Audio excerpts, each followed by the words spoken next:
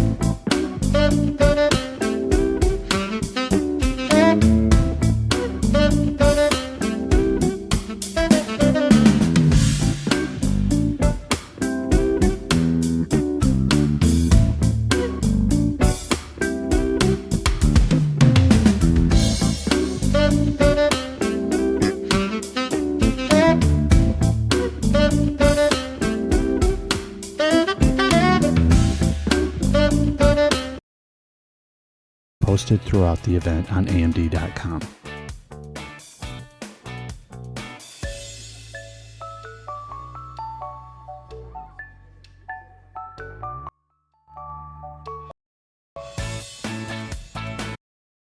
Contains forward-thinking statements based on the environment as we currently see it. Those statements are based on current beliefs, assumptions, and expectations, and as such involve risks and uncertainties that could cause AMD's actual results to differ materially from our current expectations and projections. AMD assumes no obligation to update or revise any statements in these presentations. Please refer to the cautionary statement in our presentations for more information on the risks related to any forward-looking statements that we make.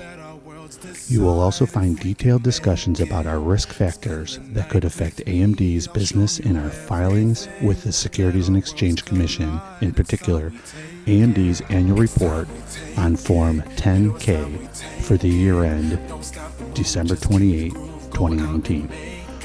We will refer to some non-GAAP financial metrics today. They are reconciled to their most directly comparable GAAP financial measure in today's presentations that will be posted throughout the event on AMD.com.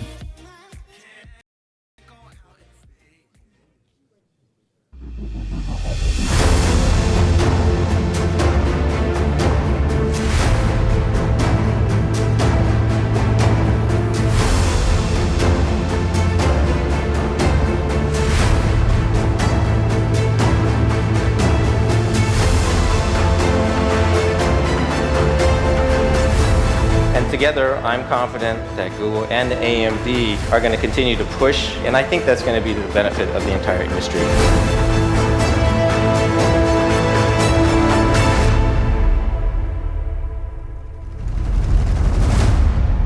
Together with our partners at AMD, we have co-engineered and custom designed a state-of-the-art processor.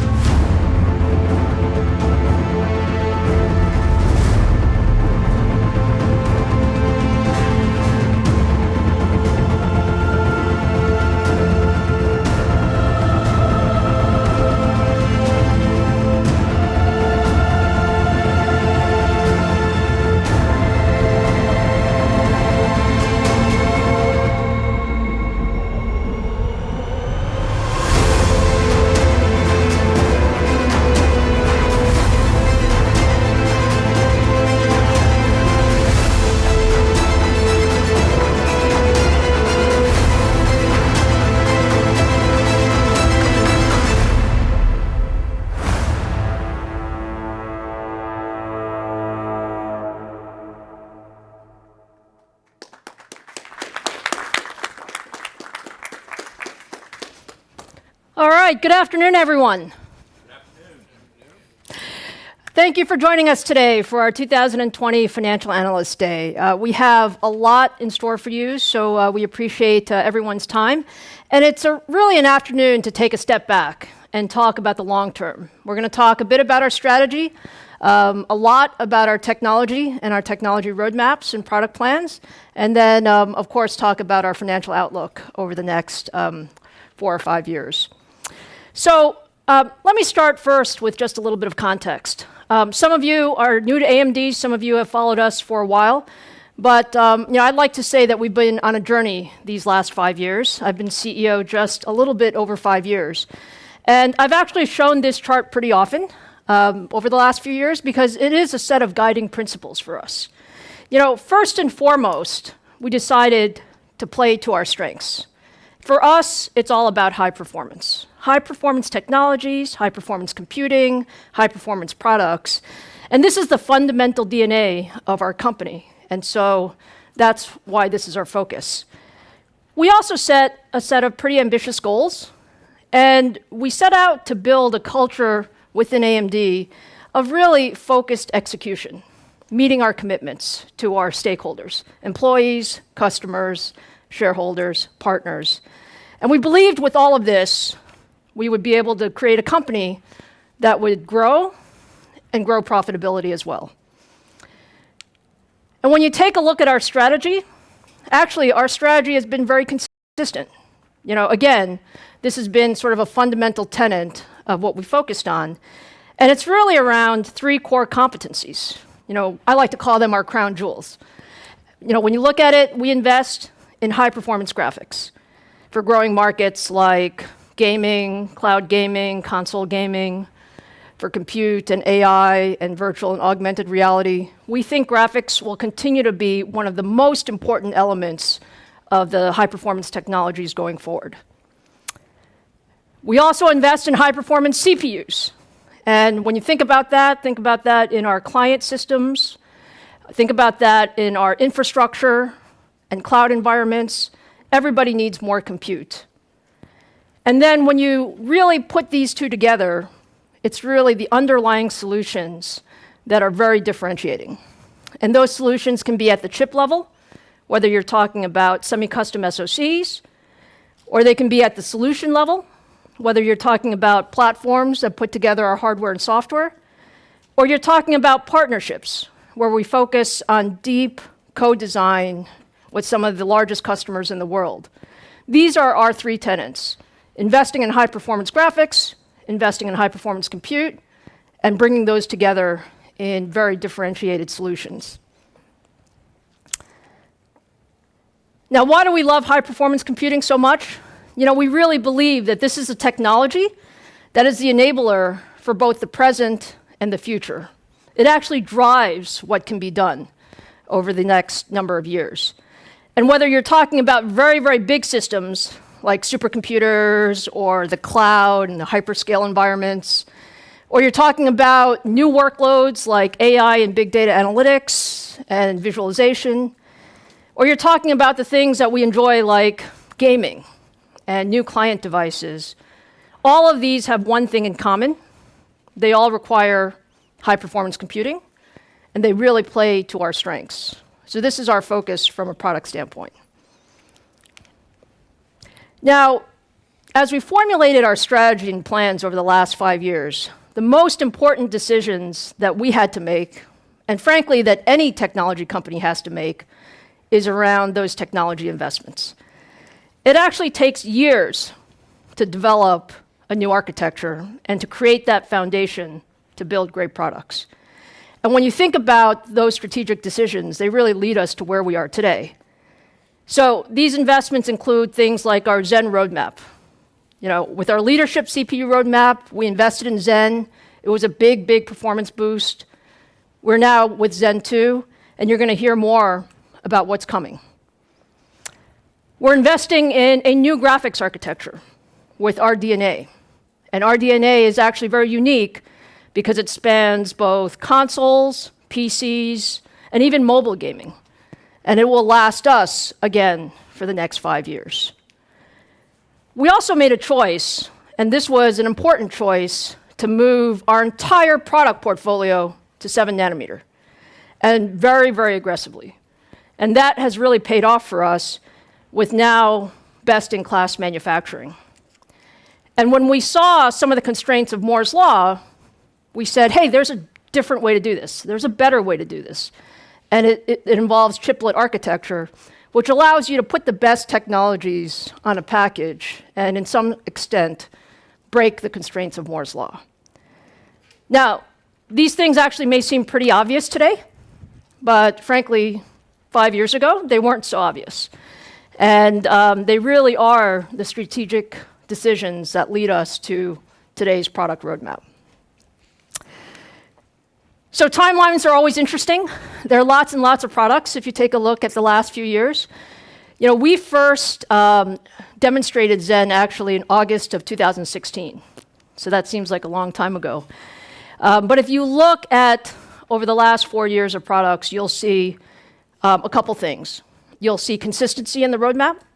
So both on the PC side as well as on the server side, consistency with what we've been able to do on the CPU side, as well as consistency in the rollout of our new graphics products, and really a cadence of product innovation across the last 4 or 5 years.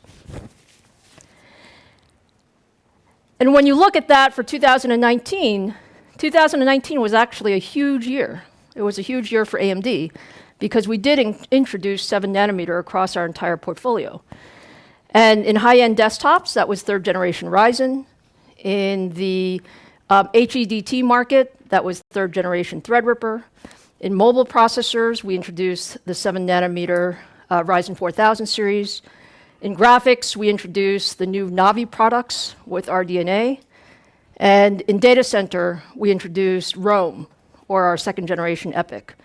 And when you look across this product set, this is performance leadership.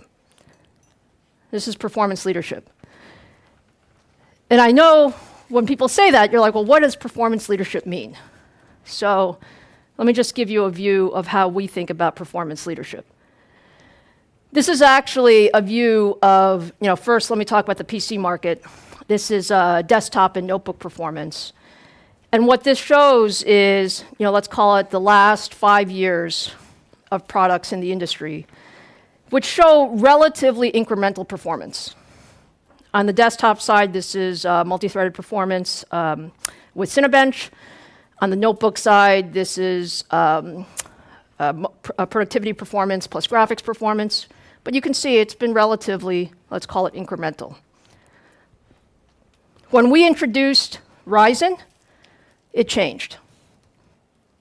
With 1st and 2nd generation Ryzen, we became very, very competitive. With 3rd generation Ryzen, both on the desktop side and on the notebook side, we have changed the performance trajectory. We have changed the performance trajectory. And by the way, that's what we mean by pushing the envelope on high performance computing.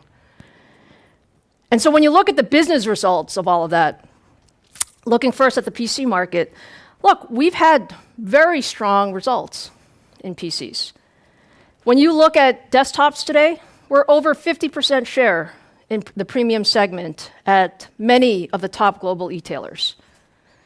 When you look at mobile platforms, we increased the number of mobile platforms in 2019 by about 70% with Ryzen. And in high-end desktop, we have the best product in the industry. It is the best product in the industry. And what that has translated to in terms of business is we have consistently gained share every quarter for the last 8 quarters. 8 points of share in the last 8 quarters. And now when you look at data center, you see the same trends. You see the same trends of incremental improvement in the industry over the last 5 or 6 years. This is looking at spec-int rate, which is a normalized benchmark for data center computing. With 1st generation EPYC, we became very competitive. With 2nd generation EPYC, we've changed the industry curve. We've literally doubled the performance of our competition with the 2nd generation of EPYC. And again, we're very excited about the progress in data center when you look at some of the statistics. We love the cloud. We are expanding deployments in the cloud with all of the top cloud providers. We doubled our number of cloud instances in 2019. We expect to be at over 150 in 2020. We've expanded our platforms in enterprise across a number of deployments and a number of OEMs. That pipeline is growing quickly. We doubled the number of platforms in 2019 in enterprise, and we expect to be at over 140 platforms in 2020. And in supercomputing, and let's call this a really, really good area for us, we're winning consistently the top deployments. That's the top deployments today and the top deployments over the next 3 or 4 years. And one of the things that I can say we're very, very proud of is the fact that we were selected for 2 of the largest DOE deployments for supercomputers, with both Frontier last year at Oak Ridge National Labs, and just yesterday we announced with Lawrence Livermore National Labs that they've selected AMD CPUs and AMD GPUs for El Capitan, which should be the most powerful supercomputer in the world in early 2023. So lots of good progress on the data center side. Now, a couple of points on graphics. Look, we are investing in graphics. We're investing in graphics. Last year, we delivered our first generation of the new graphics architecture, RDNA. We saw significant gains in performance per watt, as well as overall performance. And you're going to see us continue to invest in graphics. And that has led to some very nice progress in gaming, including, if you look at our RDNA family, the Navi family, we're winning at 1080p and 1440p.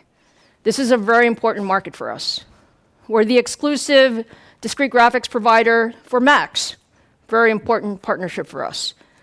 We are being used in the cloud in many places. Very important partnerships for us.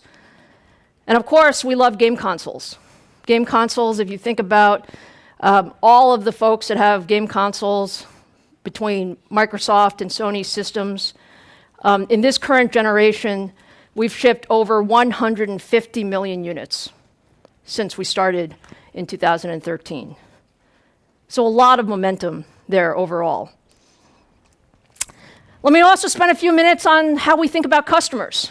In addition to products, we have majored on building very deep customer relationships.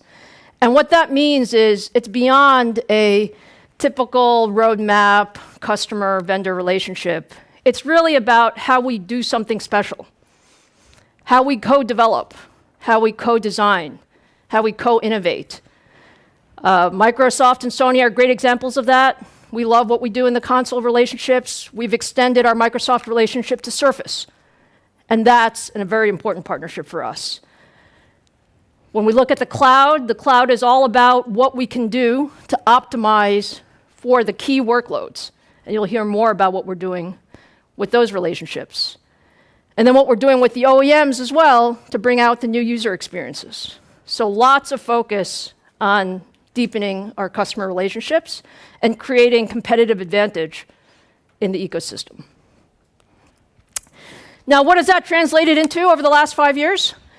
It's translated to exceptional performance. If you look at where we were in 2015, we were about a $4 billion company.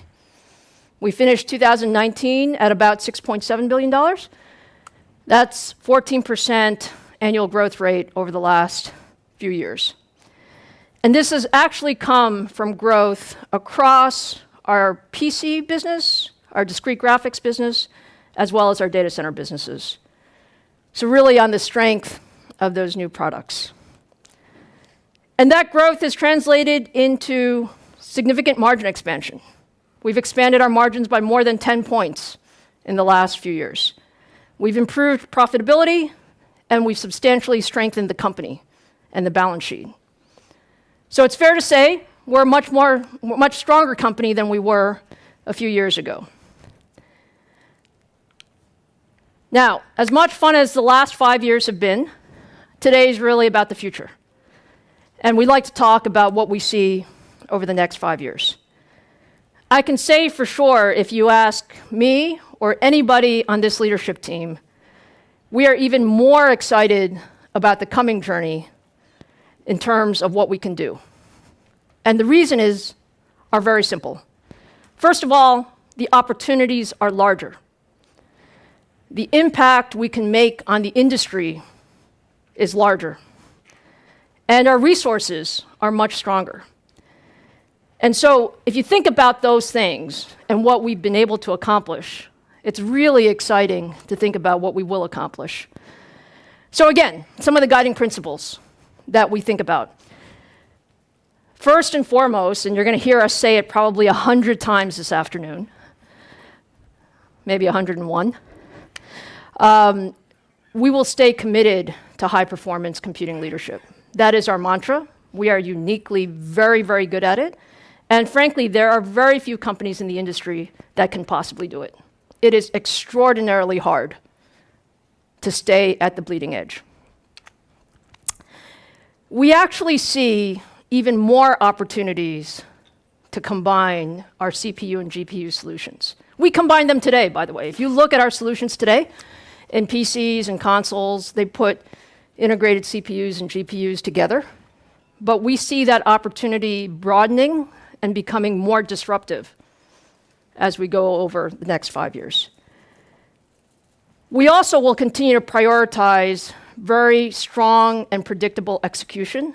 We want to be a trusted partner for our customers. We want people to come to AMD first because they know that they can count on us.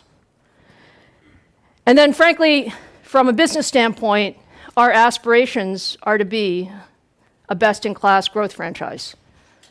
And we don't take that as sort of a light expression. That is our aspiration. So let's talk about the market and what's happening in the markets. We love our markets. Our markets are big, they're growing, and they're places where it's very clear who our competition is. When you look at our TAM, it's about an $80 billion TAM, and this is, let's call it a 2023 number. We see data center at about $35 billion. Data center includes CPUs, it includes GPUs, and it includes some telco and infrastructure. We see PCs at about $32 billion. This is not necessarily a growing market, but it's a very large market, and it's a large, good market for high-performance computing. And we see gaming, and within gaming, we consider consumer graphics as well as game consoles. Again, we see this to be a good market. Lots of people are gaming, more people are gaming, and they all want better graphics. So it's an exciting TAM and an exciting opportunity for us. Now today, we're going to spend a lot of time talking about our technology investments. When I talk to you guys often, you're like, what makes you so confident that you can continue the leadership in products? And it really is about the choices that we're making, the choices that we have made, the choices that we will make. And if you look at it, there are really a couple of key areas, right? First and foremost, we're going to continue to invest significantly in our core roadmap. That's our CPU Zen roadmap. That's our RDNA roadmap. These are the baseline for what we have to do from a technology standpoint. We're going to be aggressive with advanced technology. That has played to our strength. That's where we are. To do high-performance compute, you have to be aggressive with advanced technology, and that's in process, packaging, and interconnect. We're very excited about data center.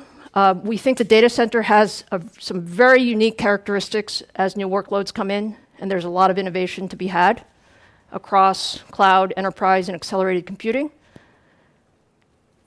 And we're equally excited about PC and gaming solutions because, again, there are lots of new user experiences. So these are the areas of our technology investments. Now, my team is going to talk about this in a lot more detail, so I'm just going to give you like a small preview over the next few minutes. But it gives you an idea of what we prioritize. So industry-leading CPU and GPU roadmaps. These are IP roadmaps. And David and Mark are going to go through these in more detail.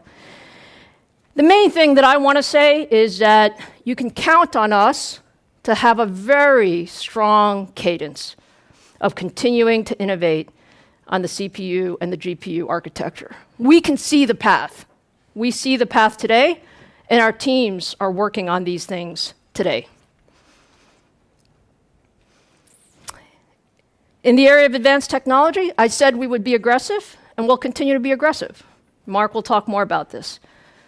In process, we are in a very, very good position, a very good position with 7 nanometer, and we're committed to being aggressive with advanced process nodes. I think that is really part and parcel to the strategy. We're also very clear that packaging is key, that Moore's law is slowing down, that packaging is a way to break some of those constraints, that chiplets are great. There's next generation chiplets. There's work that we can do in terms of 3D die stacking, and we'll talk more about that. And probably the area that is somewhat underappreciated when you talk about advanced technology is in interconnects. You know, as sexy as the individual components are, how you put them together makes an incredible amount of difference. And we are uniquely positioned to really drive that interconnect architecture. Moving on to the data center market. Look, I said we were really excited about this area. We are really excited about this area. Forrest is going to spend quite a bit of time talking to you about it. The excitement comes from the fact that there's just insatiable demand for more compute. Everybody needs more compute, no matter where you are. And it's not just more compute, but it's different compute. And there are new workloads and new problem sets and new ways to solve the problem, no matter where you're looking in this ecosystem. And our view is that there's a huge advantage if you think about solving the problems differently. And that's where we're focused in data center. Some of the key centers of data center leadership, again, you can expect these. CPU roadmap. Today, Zen 2 is the best CPU in the market. Second generation EPYC with Rome is the best x86 server processor in the market. We intend to continue that with Zen 3 based Milan on track for later this year. Perhaps one of the things that may be very new today is what we're going to do in data center GPUs. We used to really share the architecture. So our GCN architecture was shared between consumer graphics and data center graphics. But when you look at the workloads going forward, there's really an opportunity to optimize. David is going to share with you our new compute roadmap for GPUs. We call it AMD CDNA. We like that. It stands for Compute DNA. And what you can expect is this is a beginning of a new roadmap that's going to take our GPU compute architecture forward, particularly around HPC and machine learning. And you can expect a cadence like we've done on the CPU side with Zen, on the GPU side with CDNA. And then really exciting is how we put these system solutions together and really form together with our CPU roadmap, our GPU roadmap, and our new interconnect capability, the best system solutions in the industry. And that includes hardware solutions as well as investment in software solutions on the platform side. So that gives you an idea of how we view data center and our bets in the data center. So moving on to PCs and gaming, look, we are as excited about the opportunities here. You know, it's a different market. It's a market led more by user experiences, but the world is different today. People have a different expectation of what you can do in a notebook or a desktop or a gaming system. And in the PC market, people want more performance, they want more capability, they want more portability, they want more security, and those are things that we're good at. And for gaming, you know, you're going to hear from Rick, there are like more than 2 billion gamers in this world. And frankly, they have a lot of expectations. They want to be able to play their games anywhere, anytime, on any form factor, while interacting with their friends and family, and they want to do it at high resolution. And that requires also plenty of CPU and GPU capability. A lot of technology here. And in this part of the business, what you're going to hear from me and what you're going to hear from Rick is we are committed to building the best products for PCs and gaming. And we think there's a lot of opportunity. A lot of opportunity. In the PC market, it's a large market that has lots of demands across both notebook and desktop. We've done very, very well in the desktop market, particularly in the DIY market. But we are still very underrepresented in consumer and commercial systems. And we'll talk about how we become more representative in those markets. In graphics, we have the RDNA roadmap, but the roadmap also needs a great set of products to go along with it. And as I hear all the time from gaming enthusiasts, we are committed to a top-to-bottom gaming portfolio. And that's a multi-year, multi-generational commitment. And then on the console side, look, we are honored to be partnered with Microsoft and Sony for their next-generation consoles. It's probably the most anticipated consumer launch of 2020. And what we do with each of them is really help them power their visions for the next generation of gaming with custom SoCs. And so that gives you an idea of what we have in store for PCs and gaming. Okay, so lots of exciting technology and products that you'll hear about today. But I also want to make sure that I give you a preview of how we're thinking about driving shareholder returns. We believe we have great markets, we believe we have great products, and we also believe that we are underrepresented in the TAM. There is a lot more that we can do. And so, with continued execution, what we're driving towards is best-in-class growth. What we're driving towards is making those right investments, not just for today, but for the next 5 years. What we believe is, with our continued expansion of our product portfolio, we will continue to expand margins and grow profitability. And we also believe we'll generate a significant amount of cash in that time frame. Now, Devinder is going to go through much more of this towards the end of the afternoon. But I thought I would, again, give you a preview of what that long-term financial model looks like. So in 2017, at our Analyst Day, we set out a model which at the time, some asked whether it was a bit aggressive. It was double-digit annual revenue growth. It was gross margins at about 40 to 44%. We were about 30% margin in 2015. And it was about increasing profitability and cash. And I'm happy to say, if you look at the numbers for 2019, we've more or less met these goals. In some cases, we've exceeded these goals. And so we feel good about the progress. Now, as we project out for the future, we're even more excited about what we think we can accomplish. And for our long-term model that we're going to talk about today, it actually has a few very important components. The first is we believe we can accelerate growth. With where our products are positioned, with where we are positioned with our customers, we believe that growth will accelerate. And we estimate for the new model, we're calling this a long-term model. Think about it as 4 years. So let's call it like a 2023 model. We believe we can deliver approximately 20% compound annual growth rate over that time frame.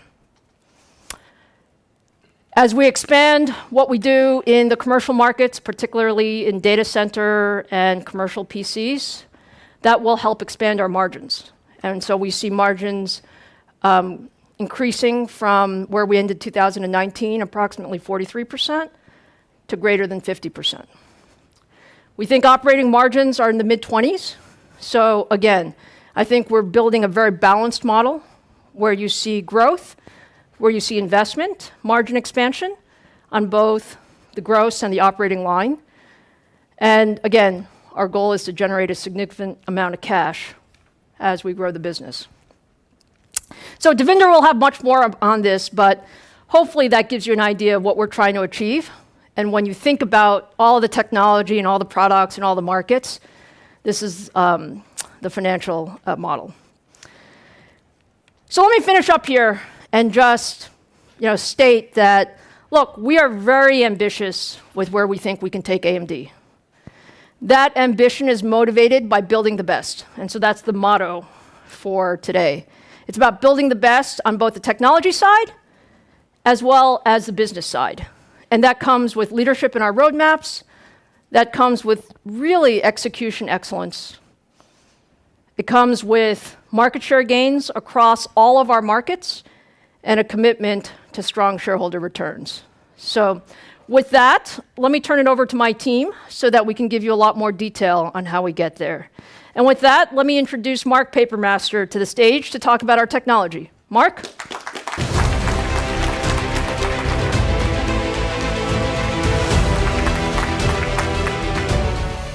Well, and thanks to all of you for joining us here today. You know, I've had the opportunity to share with you our technical approach here over the last 8 years on our journey back to high performance here at AMD. And you think about that journey, we've embraced that as a company. We've embraced it in our strategy and in our culture. And so it's exciting to be here today and to talk to you about our view of our status, of how we've done, and more importantly, our journey going forward, staying on that pace to deliver high performance to the market. And so, you know, Lisa touched on that earlier, but it is such a fundamental about what we do in our technology strategy at AMD that I'm going to spend just another minute about talking about these workloads in the markets that we serve. Because it is an ever-changing landscape across each of these segments. But there's one thing in common, and that is that incredible demand for more performance, more high performance in each of these segments. In fact, it's actually an exponential growth in most of these segments.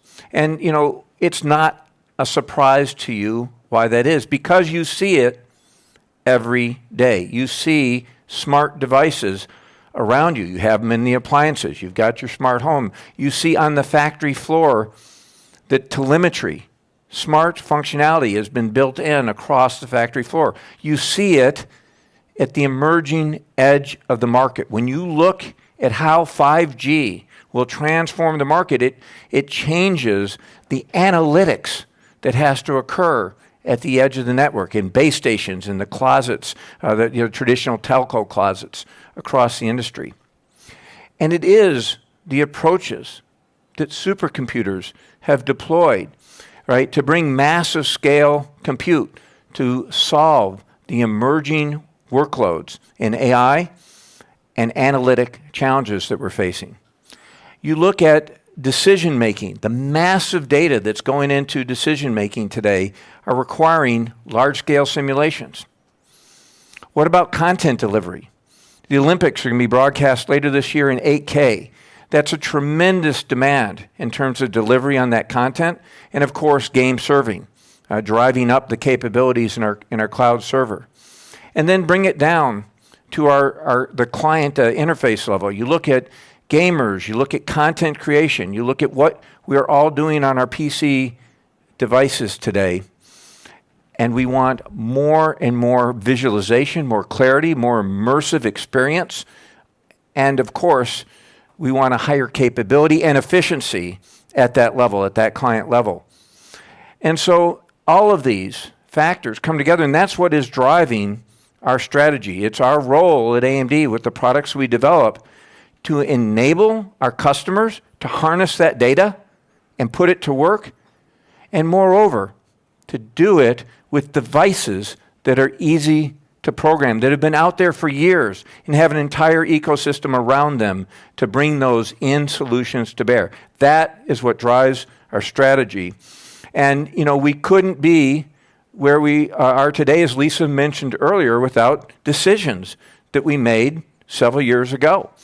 And, you know, I will have to say that it wasn't hard for us when we saw where the workloads were going to call out that strategic focus on high performance. That was a strength that we knew that we could tap on with such the deep experience in products over that area.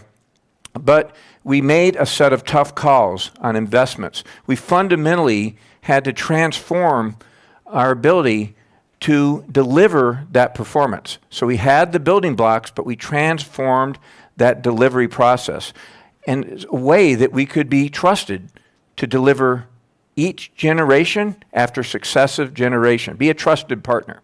So that was a change in our execution model. We changed our roadmap, and we changed the very way in which we put the IP blocks together through a modular approach. And that's what we'll spend a few minutes just looking at some of those accomplishments over the last 5+ years. I'll start with that re-engineering of the engineering approach at AMD.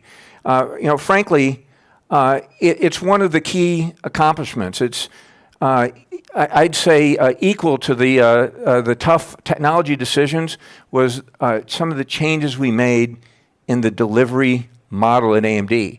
It was a shift to a culture of high performance, a culture of collaboration, and a culture of top flight engineering execution.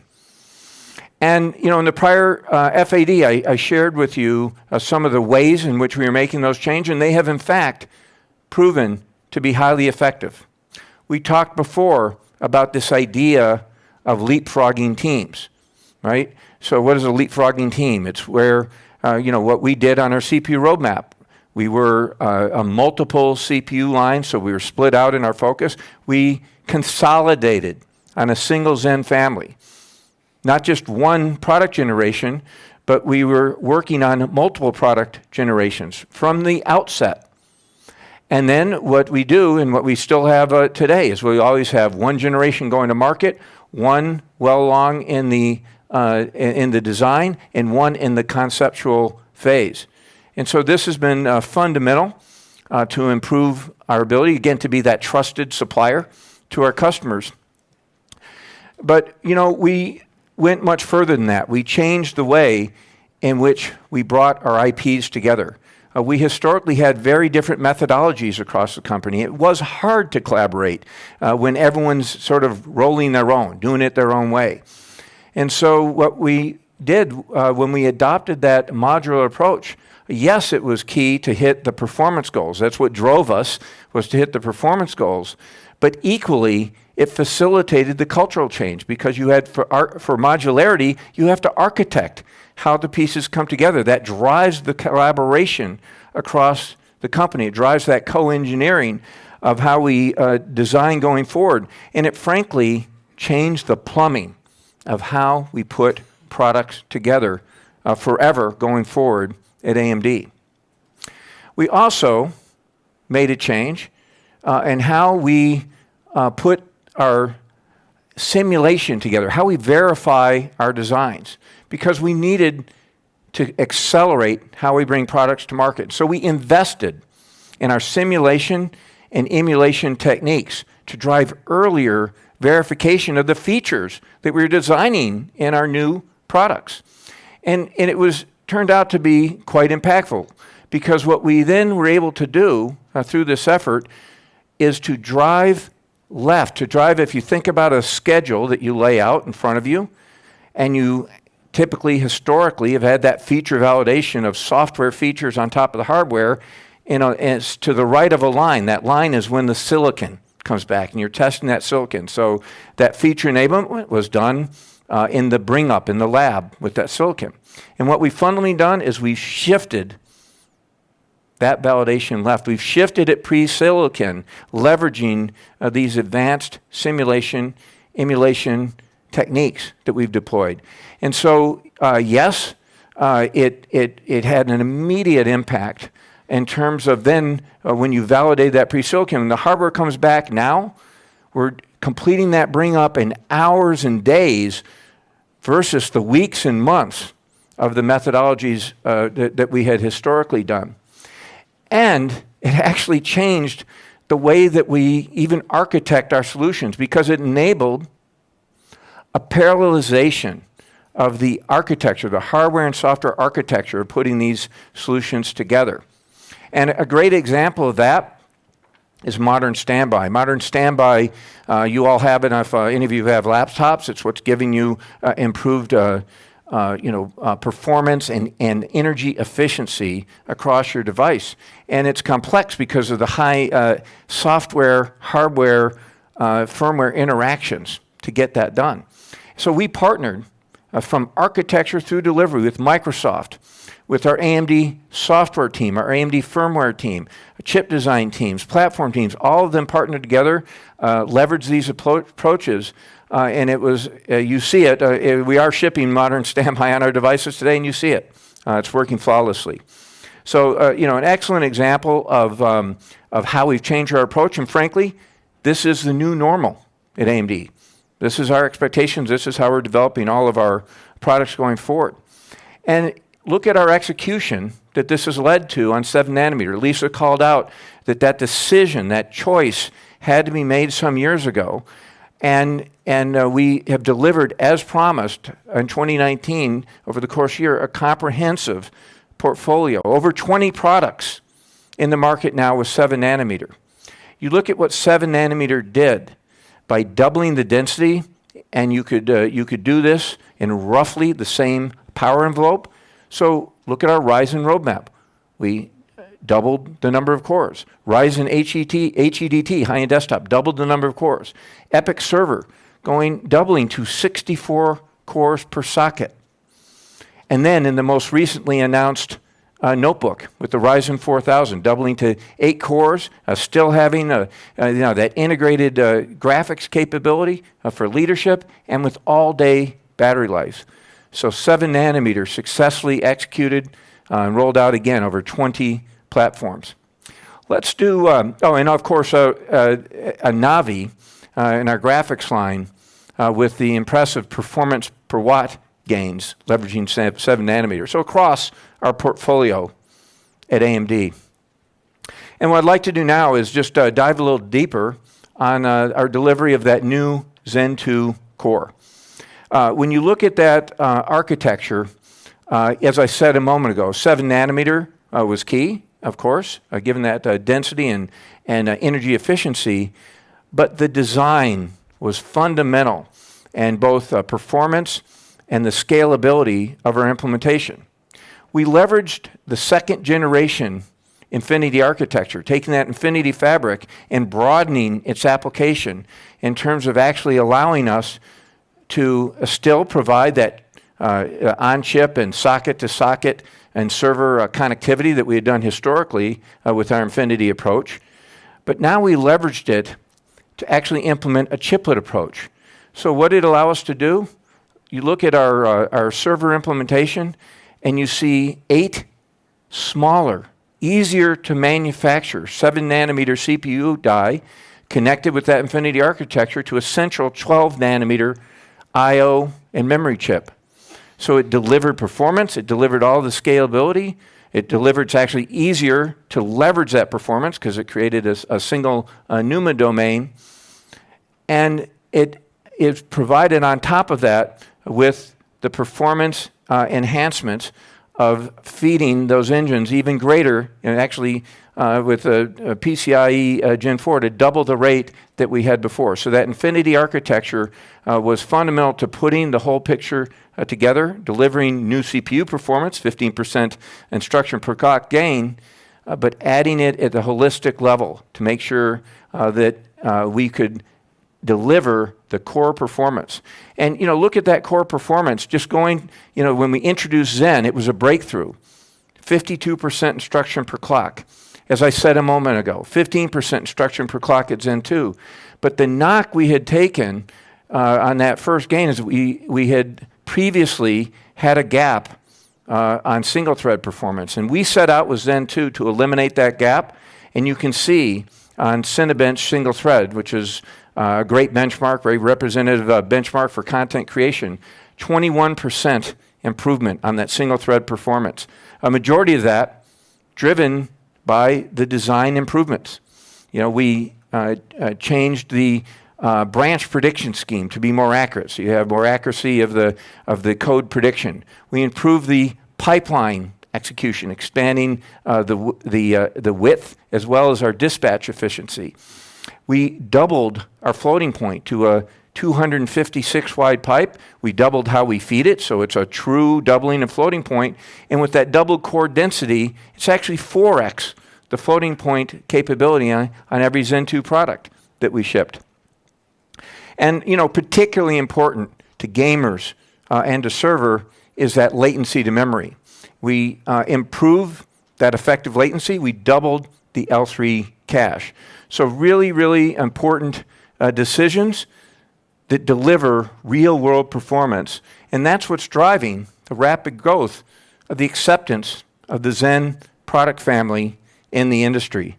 I want to show you just a few stats on that. The bulk of our shipments are of cores. This is a count of cores, so clearly the highest volume is in the client products. And you can look with that Ryzen launch in early 2017, about a year later, 50 million Zen cores shipped in the market. We bumped that performance with the key Zen Plus release, and you can see that we jumped to almost 160 million devices with that second generation Ryzen. But critical was Zen 2 and that acceptance that we've had and really blowing through the levels of historic capped of performance of CPUs in the industry, blowing through that and jumping in almost just actually about 8 months. You see that we're now over 260 million Zen core family chips in the industry. So very wide acceptance, and with the strength of our roadmap, you'll see this curve do nothing but increase in its steepness going forward. And so as I wrap up looking at that set of products and the execution that we've had in just in the recent past, I'd be remiss if I didn't take a moment and talk about product security, because it is the foundation. You have to be trusted to be able to sell your compute devices. It's the bedrock of what we do. It's job one at AMD. And so, of course, we include a dedicated secure processor in every device that we ship. We boot up in a trusted environment. We authenticate before we communicate and talk to any other device. And that continues strong. We continue to be very resilient in terms of the security of our CPU designs, and we remain focused every day. You look at security events. We were affected with Spectre V1 and V2 like every CPU chip in the industry. We implemented a software mitigation immediately. We hardened that in Zen 2 for Spectre V1 and V2. But the resiliency of our designs means that when you look at the other side channel attacks that you've been reading, sort of continued reports there, our architecture was not affected by Meltdown. Our architecture was not affected by SwapGS. We were not affected by Zombie Load 1 or Zombie Load 2. So we remain incredibly focused here, and we want to continue to roll out enhanced security features. Our encryption has been well accepted in the industry. Memory guard, where we have a memory encryption very seamlessly implemented across our devices. The ability to then move to virtualized machines and have unique keys across unique instances in a cloud environment has been very well received. Now rolled out across the OS and hypervisor partners in the industry.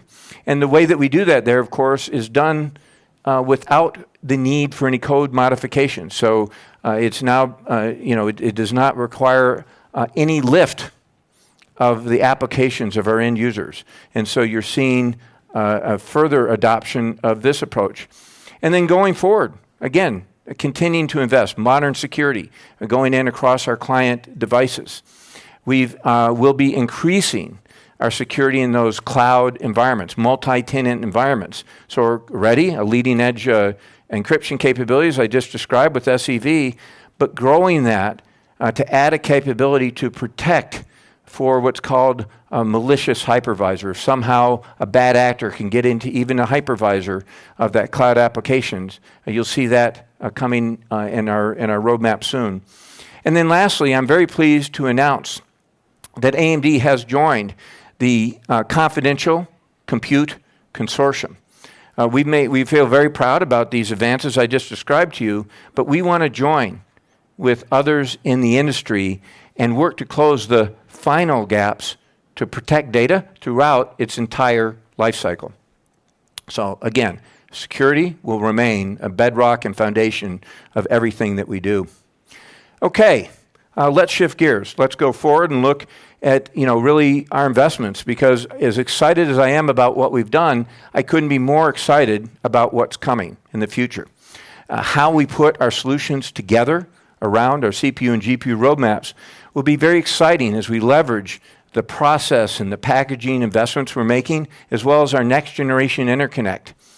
And what's so special about what we're doing with these investments is how they come together and enable the accelerated computing, and how that will drive our platforms going forward in AMD, along with the software stack that you'll hear next about, as well as other features that are coming from David Wang, next section.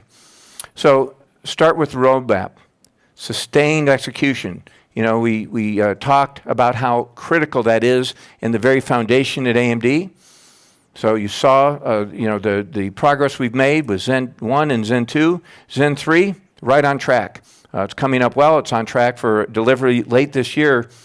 And what I'm really excited about is sharing about Zen 4, our next generation, being in the 5 nanometer design.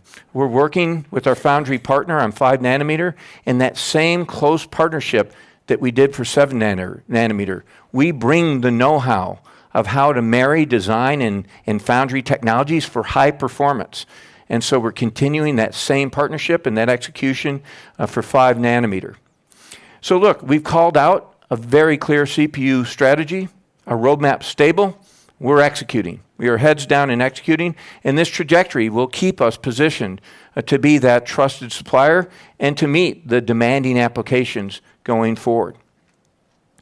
And I have to tell you that when we designed that roadmap, we designed it assuming that, like for most of my career, that we would have that continued gap versus the process capabilities of our x86 competitor, because that's the world we had lived in. That's what we designed for, and that's what we put in place. We anticipated that FinFET would help close that gap, which it did. So 14 nanometer FinFET made very good advancements. The plot you're looking at is showing a relative server product density and relative server performance per watt versus our competition. And so you can see that we really had always learned to design with efficiency to account for some of the gaps that we'd had. But what was historic was at 7 nanometer. We did not anticipate that at 7 nanometer that we'd actually have a leadership process capability. And so what we are doing going forward is continuing that partnership, executing very, very closely with our foundry partners, and we're assuming that our competitor will address and will come back. But once you have a gap, and once you have some of the issues that may cause a delay in a new technology, it's going to take some time, right? And so what we're doing is we're assuming that the competitors will come back at some point, but we will keep our trajectory at the same pace of competitiveness that it's been on. And in an era of Moore's law slowing down, once you have that historic level playing field, it is about how you put the solutions together. And so it is about these innovations of integrating solutions. And that's, again, where AMD will not let up. We were at the forefront of packaging technology. You go back at 2015 when we implemented our stacked high bandwidth memories of first generation high bandwidth memories over a silicon connectivity, silicon carrier, 2.5D packaging to a GPU, a leader in applying this approach, which lowers the power and dramatically improves the GPU performance. We've continued that approach with our high-end GPU products. In our CPU, we've had excellent experience with multi-chip approaches, and then innovated, as we talked about with Zen 2, on a chiplet approach to give us tremendous configurability as well as more performance and scalability going forward. And what I'm really excited about is sharing with you our view of the future, because what we're working on with several of our future products is actually marrying those approaches together, working on improving the density and also marrying the capability of what we had practiced on our 2.5D and 3D packaging along with chiplets. We call this our X3D approach. And it plays perfectly into our modular approach that we have in AMD. So investment in packaging, driving that flexibility and that density and efficiency of packaging going forward, and with it, our Infinity architecture. And so, if you look at that roadmap of Infinity architecture, right, it was first allowing us to have some breakthrough CPU connectivity, which you saw in our first generation. And with the second generation, again, that high performance chiplet implementation on CPUs, and we applied it as well on our GPU roadmap to be able to connect in either 4-way or forthcoming up to 8-way configurations of GPU connectivity. So that was a huge step forward in terms of our scalability and our roadmap. And very exciting to share with you today what will be coming out in future products is our third generation Infinity architecture. And with that, we complete that connectivity across our CPU and our GPU roadmap, bringing that Infinity architecture linkage and bringing a coherency across those engines. What does that mean? It means performance. It means efficiency. It gives us unprecedented bandwidth in the industry that you'll see between those devices. It reduces the latency, but more importantly, it unifies the addressability. As you cache from the GPU into the CPU, it looks like a unified pool of memory that's available. And with the coherency, it's easier to program. The programmer's not having to manage those elements. It's very straightforward to access. What does this mean with these type of improvements? Well, look at those machine learning training that are demanding massive amounts of data, where the models are growing tremendously. They demand this type of connectivity. Look at another example, motion picture rendering, right? That needs that combination of both CPU and GPU. So many other applications that are coming up. We're very excited about what our third generation Infinity architecture will enable. And you don't have to look further into how this is going to play going forward than looking at accelerated computing.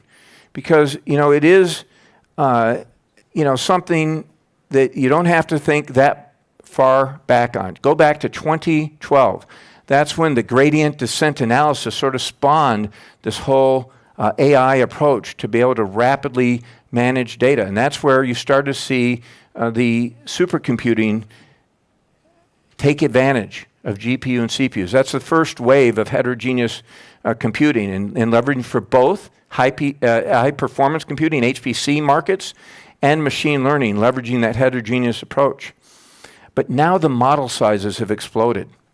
The previous approach isn't good enough. It takes this combined optimized system of CPU, GPU, and the ability as well to bolt on accelerators with that we're providing, that is the new era of computing. It's the next era of computing. It is the exascale era of computing.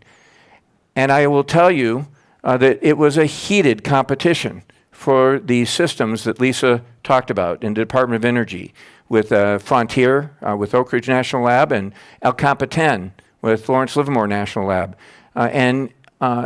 We love the fight at AMD. That is what we're made of. And so that fight drove us to improve our roadmap, to improve our competitiveness, to go head to head and simply beat the competition. And it is laying the foundation for our next investments for the long term at AMD because it drove us to the edge of what was possible. And that's where I'd like to end my comments is on that point about the long term, because that's what we're about. We have a deep R&D commitment at AMD. We have a deep experience at AMD. And now we've tied to that an incredible execution culture. So our core roadmaps will be relentless in computing gain as well as efficiency gains, generation after generation. We've led the industry in an innovation in modular and chiplet approach, and it'll keep us on a Moore's Law pace of performance, even when Moore's Law itself, the semiconductor node alone, is tailing off. We've invested here for the future. And our execution approach, our culture, is in fact a differentiator. And it's allowing us to be a trusted supplier to Fortune 500 companies across the globe. And lastly, our successful journey to exascale computing is driving the next wave of innovation at AMD. We will not let up on the pace of development at R&D. Thank you very much.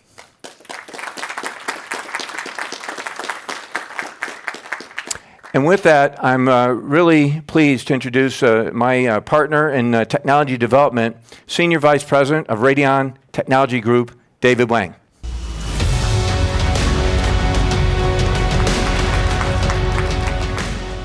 Okay, thank you, Mark, for covering the exciting CPU and the interconnect technologies and the future of accelerated computing.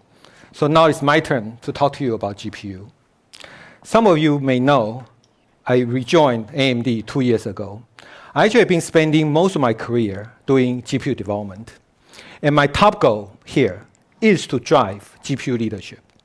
So I'm very happy to be here to share with you our GPU technology roadmap and our journey to drive leadership in gaming, in data center, in accelerated computing. Okay, now let's dive in. Let's start with our vision. Our vision is pretty simple. We want to drive AMD Radeon technology everywhere. And indeed, we have made tremendous progress expanding our Radeon ecosystem across PC, Macs, game consoles, now to data center and mobile. This is a very, very broad ecosystem, spanning from cell phone to supercomputer. And to drive GPU leadership across such a broad spectrum of workload require huge focus on technology development. So next, I'll talk to you about our technology development strategy. We have a very simple and clear strategy on process, architecture, efficiency, and software.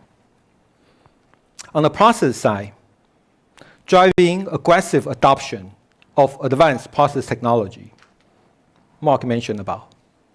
Because process is the foundation, but it's not enough. We also want to develop domain-specific architecture, so the architecture is optimized for its workload. More on that later. And want to drive aggressively the performance per watt and the performance per area efficiency improvement, because the leadership on performance per watt drives higher ASP, and the improvement on performance per area will continue driving down the cost. And lastly, we want to leverage our open source software strategy to continue to expand our ecosystem. So Mark talked about the process. I'll cover the rest in my presentation today. We want to develop domain-specific architecture, because with Moore's law slowing down, it's very, very challenging for the general purpose architecture to achieve optimal efficiency for both the gaming workloads as well as the high performance compute workloads. And therefore, we're shifting our strategy from a GPU type of architecture to domain-specific architectures. That is, the RDNA architecture optimized for gaming, and the CDN architecture optimized for compute that Lisa mentioned earlier. This allows us, through domain-specific optimization, to achieve optimum efficiency for gaming and for compute. It also means the end user don't have to pay for the performance and the features that they don't need for their application. So it's win-win. So next, cover the RDNA and followed by CDNA. We launched the RDNA architecture last year. It was an all-new architecture designed and optimized for gaming, with the objectives of driving efficiency and the performance of modern gaming workload, improve power and the bandwidth efficiency, and also provide a flexible platform to implement software features to enhance gaming experience. And lastly, the architecture was made to be super scalable, to be able to support from mobile gaming to cloud gaming. And in order to achieve these objectives, we have developed the following architectural innovations. We have a new compute unit design that has a very, very efficient pipeline for diverse and dynamic gaming workload. We have also developed a new multi-level cache that can feed data to the new compute array in an energy-efficient way. And we also optimized our graphics pipeline to deliver the highest performance per clock and also improve the clock frequency. And as a result, we're able to deliver more than 50% of the performance per watt improvement from GCN to RDNA through a combination of architecture, 7 nanometer again, and the design optimization. So now let's look at beyond RDNA. RDNA is our new foundation of our multi-year, multi-generational gaming GPU roadmap. RDNA2, our next generation, will continue to innovate to raise the bar on improving performance per watt while adding advanced features such as ray tracing and the variable rate shading.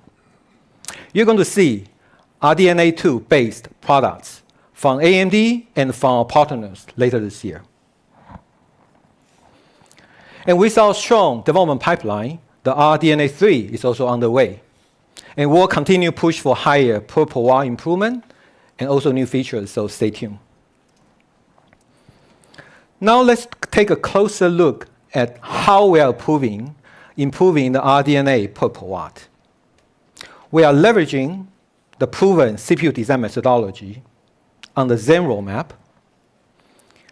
to make similar per watt improvements on the RDNA roadmap. We focus on three main areas: the microarchitecture innovations to improve the per clock, or the IPC in the CPU terminology. And we are enhancing the logic, reducing the logic complexity and the switching power. And put together, we have a new physical design flow to drive the highest possible clock frequency, multi-gigahertz of clock frequency for our graphics engine. With all these enhancements, our plan, our target, is to drive another 50% enhancement from RDNA to RDNA2. As you can see, we have established a very strong generational per watt improvement roadmap, which will extend to RDNA3.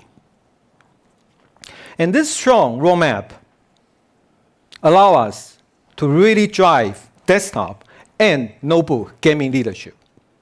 And this is also the key reason why Samsung has chosen our graphics IP, even for their mobile applications.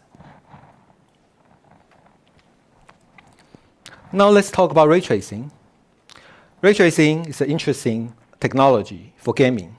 However, as you all know, the adoption has been slow, mostly because of lack of content, lack of hardware, and the performance penalty when gamers turn it down. So we have developed all new hardware accelerated ray tracing architecture as part of RDNA2. It is a common architecture used in the next generation game consoles.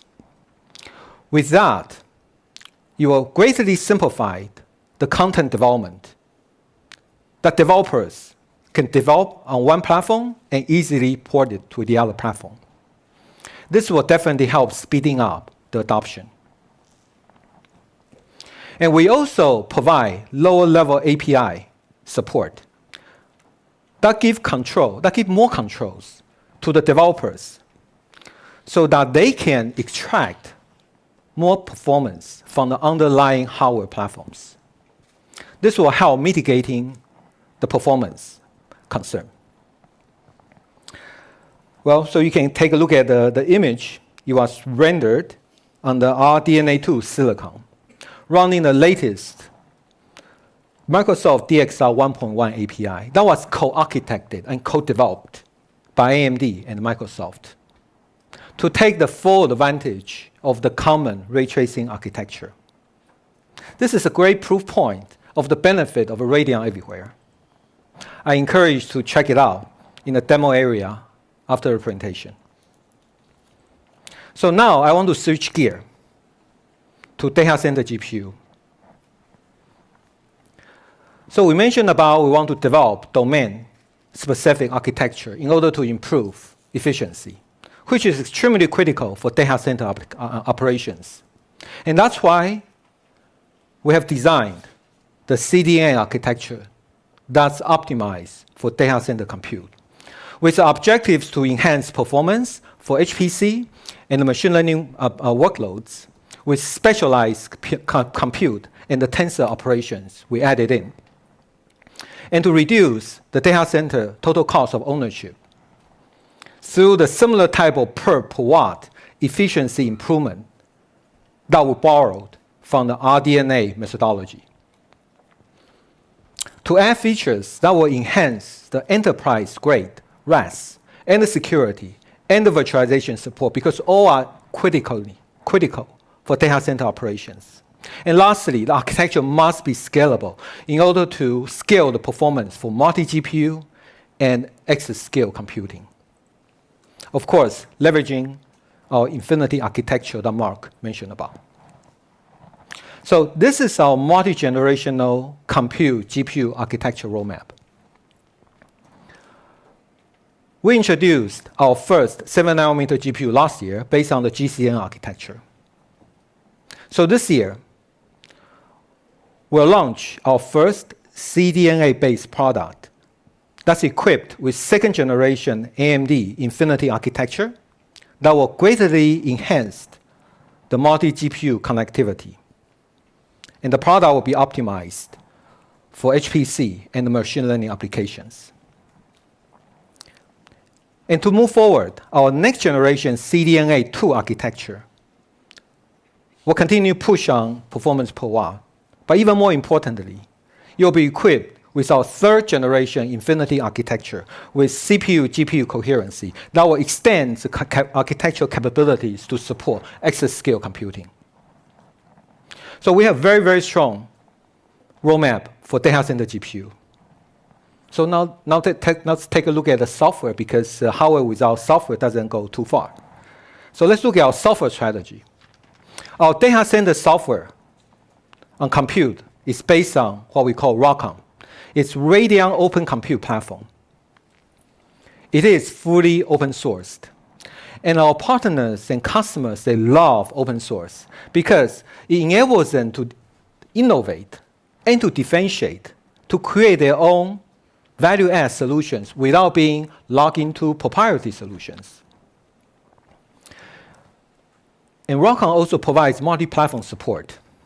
People can develop in the HIP code, which is a platform-agnostic open source API. And that can be compiled and run on any existing GPU. And we have also provided tools, translators, if people want to convert their CUDA code to the HIP code to preserve their investment while moving to an open platform. And lastly, the ROCm software architecture was built to scale. It will scale the multi-GPU performance, and that's critical for the exascale computing. And the software can also leverage the expanded bandwidth and the coherency from the Infinity architecture. So we have been increasing our software investment in the last few years. So let's look at our progress. So the journey started in 2018. At the time, you can tell, there's still quite a few software components were still in the early phase of development. But we have built a solid foundation. Last year, we put our focus on building a complete software stack to accelerate machine learning. And by working closely with Google and Facebook, AMD GPU is now officially supported by TensorFlow and PyTorch. And the combination of both represents more than 95% of the machine learning applications. So I would say we're pretty well covered there. And this year, our plan is to develop the complete exascale software solution to cover both machine learning and extending to HPC. This is to support our supercomputer design wins. And there's no better way than working with the exascale customers to make sure our software is ready for large-scale deployment. And lastly, our ROCm ecosystem is also growing. This is a partial list of our ecosystem partners in operating systems, compilers, libraries, and applications. We have a great community support, which is important, so we can offer the end-to-end solutions for our customers. Now let's quickly look at our performance. If you look at the chart on the left, it shows our efforts of continuous performance improvement. You can see from release 2.0 to the software release 3.0, we almost doubled the performance running on the same hardware. And this demonstrates the maturity of our machine learning software stack, the frameworks, the compilers, and libraries. And you can see on the right-hand side of the chart, it shows our multi-GPU performance scalability. We can achieve almost linear scalability from 1 GPU all the way to 16 GPU. Again, it demonstrates the maturity of our communication library and the benefit of Infinity architecture. And this scalability is critical for exascale computing. So, to put everything together, only AMD can provide the combined advantages of CPU plus GPU plus the open source software. We can provide the fully integrated CPU plus GPU systems and the unified tools to make it easy for people to develop their applications. And the AMD's Infinity architecture connect many CPUs and many GPUs together through enhanced bandwidth and the cache coherency. Together with our open source software, we can demonstrate a performance advantage comparing to the competitors' combinations, as you can see in the chart. This combined advantages of accelerated computing really enable us to drive the high-performance computing leadership. And that's a key reason why we were chosen for the supercomputer design wins. Okay, in summary, we have developed strong GPU technology roadmap that's based on advanced process technology, the RDNA, the CDNA architecture, the aggressive per watt efficiency enhancement, and our open source software. With this strong technology roadmap, it puts us on a path to leadership. And we are very, very focused executing to our plan, to our commitment. This will enable the next wave of winning products. This is the end of my presentation. Thank you very much. And with that, I'll introduce Rick Bergman to tell us the exciting business and products for the PC and the gaming business. Thank you. Well, thank you very much, David. It's quite exciting to see your passion around GPUs.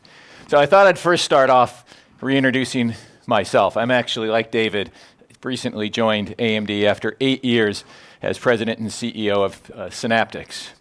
Prior to that, a 30-year semiconductor background, starting out with Texas Instruments, and then a decade at ATI and AMD. While at ATI, I led the business that grew our GPU share to #1 in the marketplace for discrete graphics.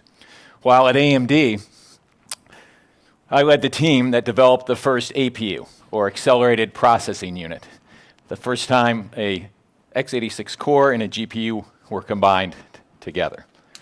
But that's all in the past, and it's real exciting in its own way. But what I'm really excited about now is the opportunity in front of AMD. And that's what I'm going to talk about over the next little bit.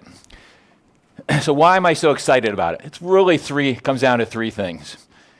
First, and you heard this from Mark, we've created this execution machine on processors. Just this regular cadence of leadership products coming out. Second, I can now see it's clear the same thing is happening on GPUs. David talked about our RDNA or our Navi generation of products coming out in that similar fashion. And then third, wow, we get to combine these into incredible APUs.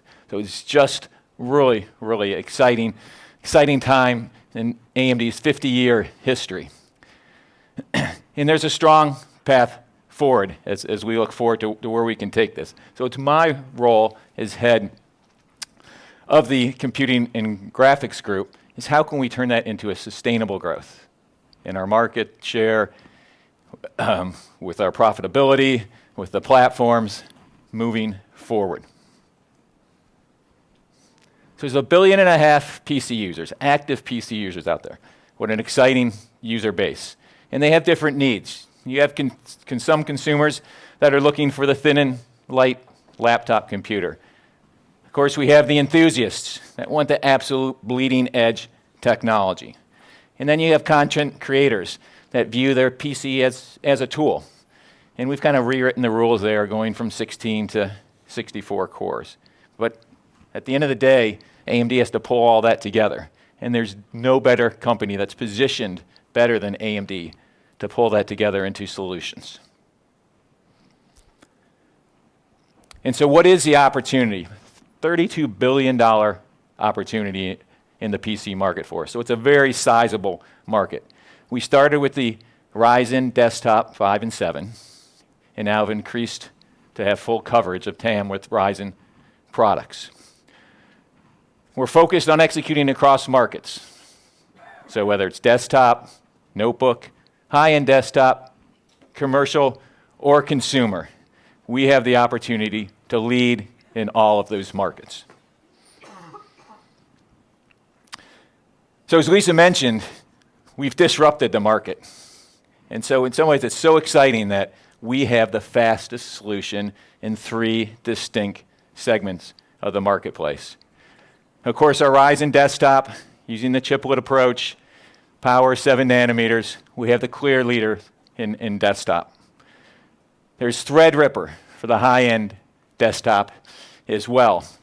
The world's first 64-bit core processor for high-end 64-core desktop processor for high-end, allowing content developers, in some cases, to decrease the amount of time, for example, rendering by 50%.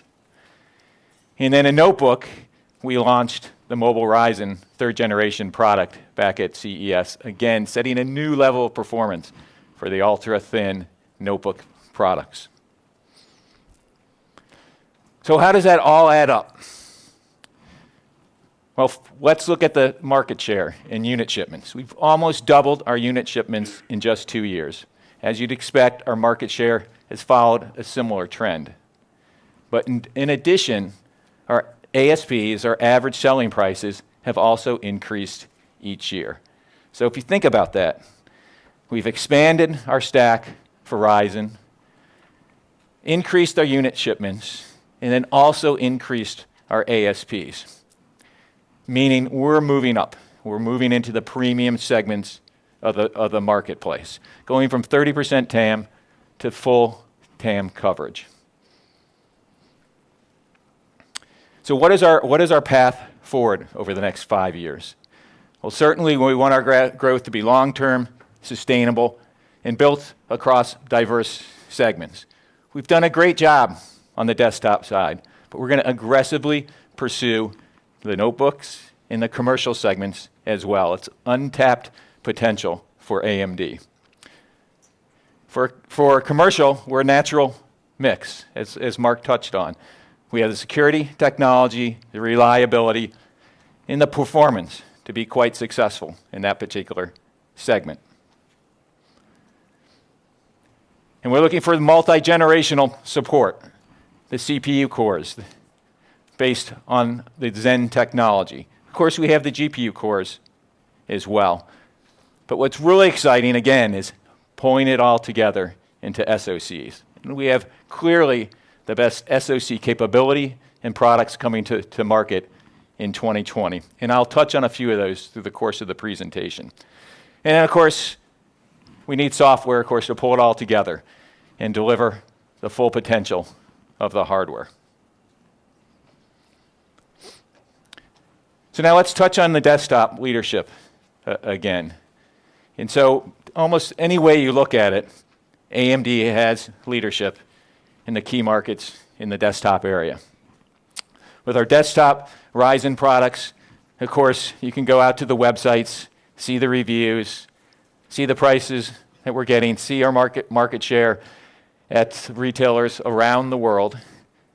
Or you can go and look at the high-end desktop type of solutions as well, where we do have those 64 cores, 3 times the performance of our competition. Virtually any workload, AMD is beating the competition.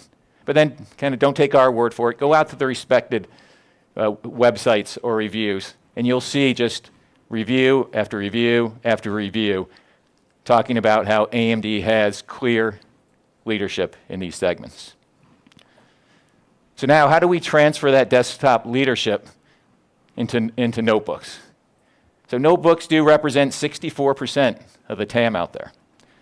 And certainly performance is important in the notebook business, but we want to have the entire user experience as well. So we want our customers, when they get an AMD-based notebook, to love that experience from the day they go home and open up that box all the way through to the lifetime of that notebook. So in the case of productivity, we've doubled the multi-thread performance generation over generation. In the case of responsiveness, we've really worked on our drivers, and Mark talked quite a bit about modern standby. But if you look at year over year, we have 5 times the number of platforms that support modern standby versus prior generation. And then, of course, battery life, we've moved all the way up to as much as 18 hours with our new Ryzen product. And so we announced it at CES, our 3rd generation AMD Ryzen mobile processor, to quite a bit of fanfare and tremendous excitement at the OEMs. Of course, it's the world's first 8-core x86, the world's first 7-nanometer mobile processor. Tremendous graphics, tremendous battery life.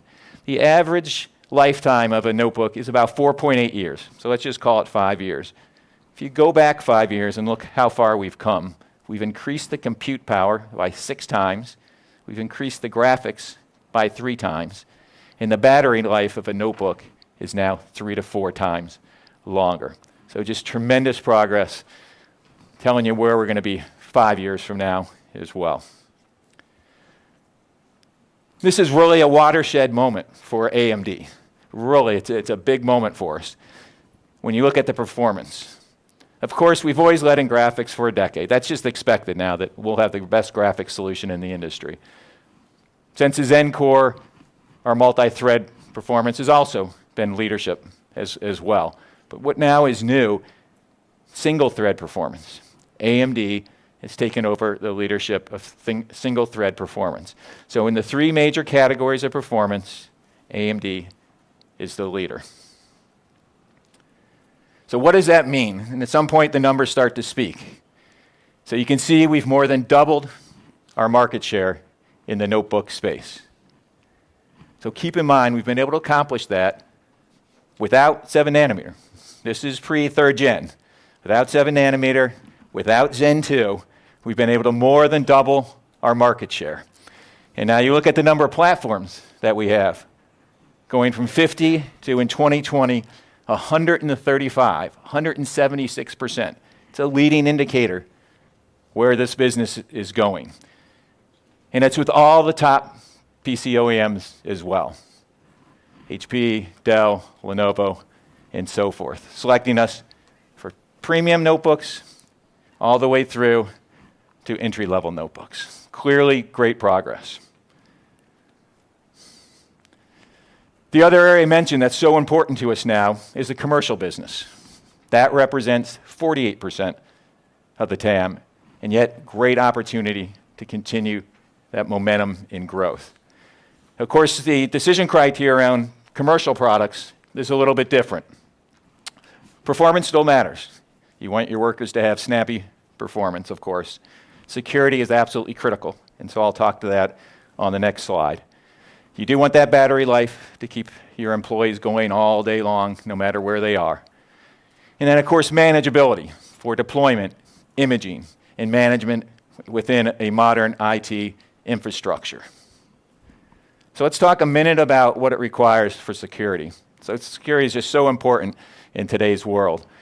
You have a 3-level approach to security. Of course, the first level is at the processor level.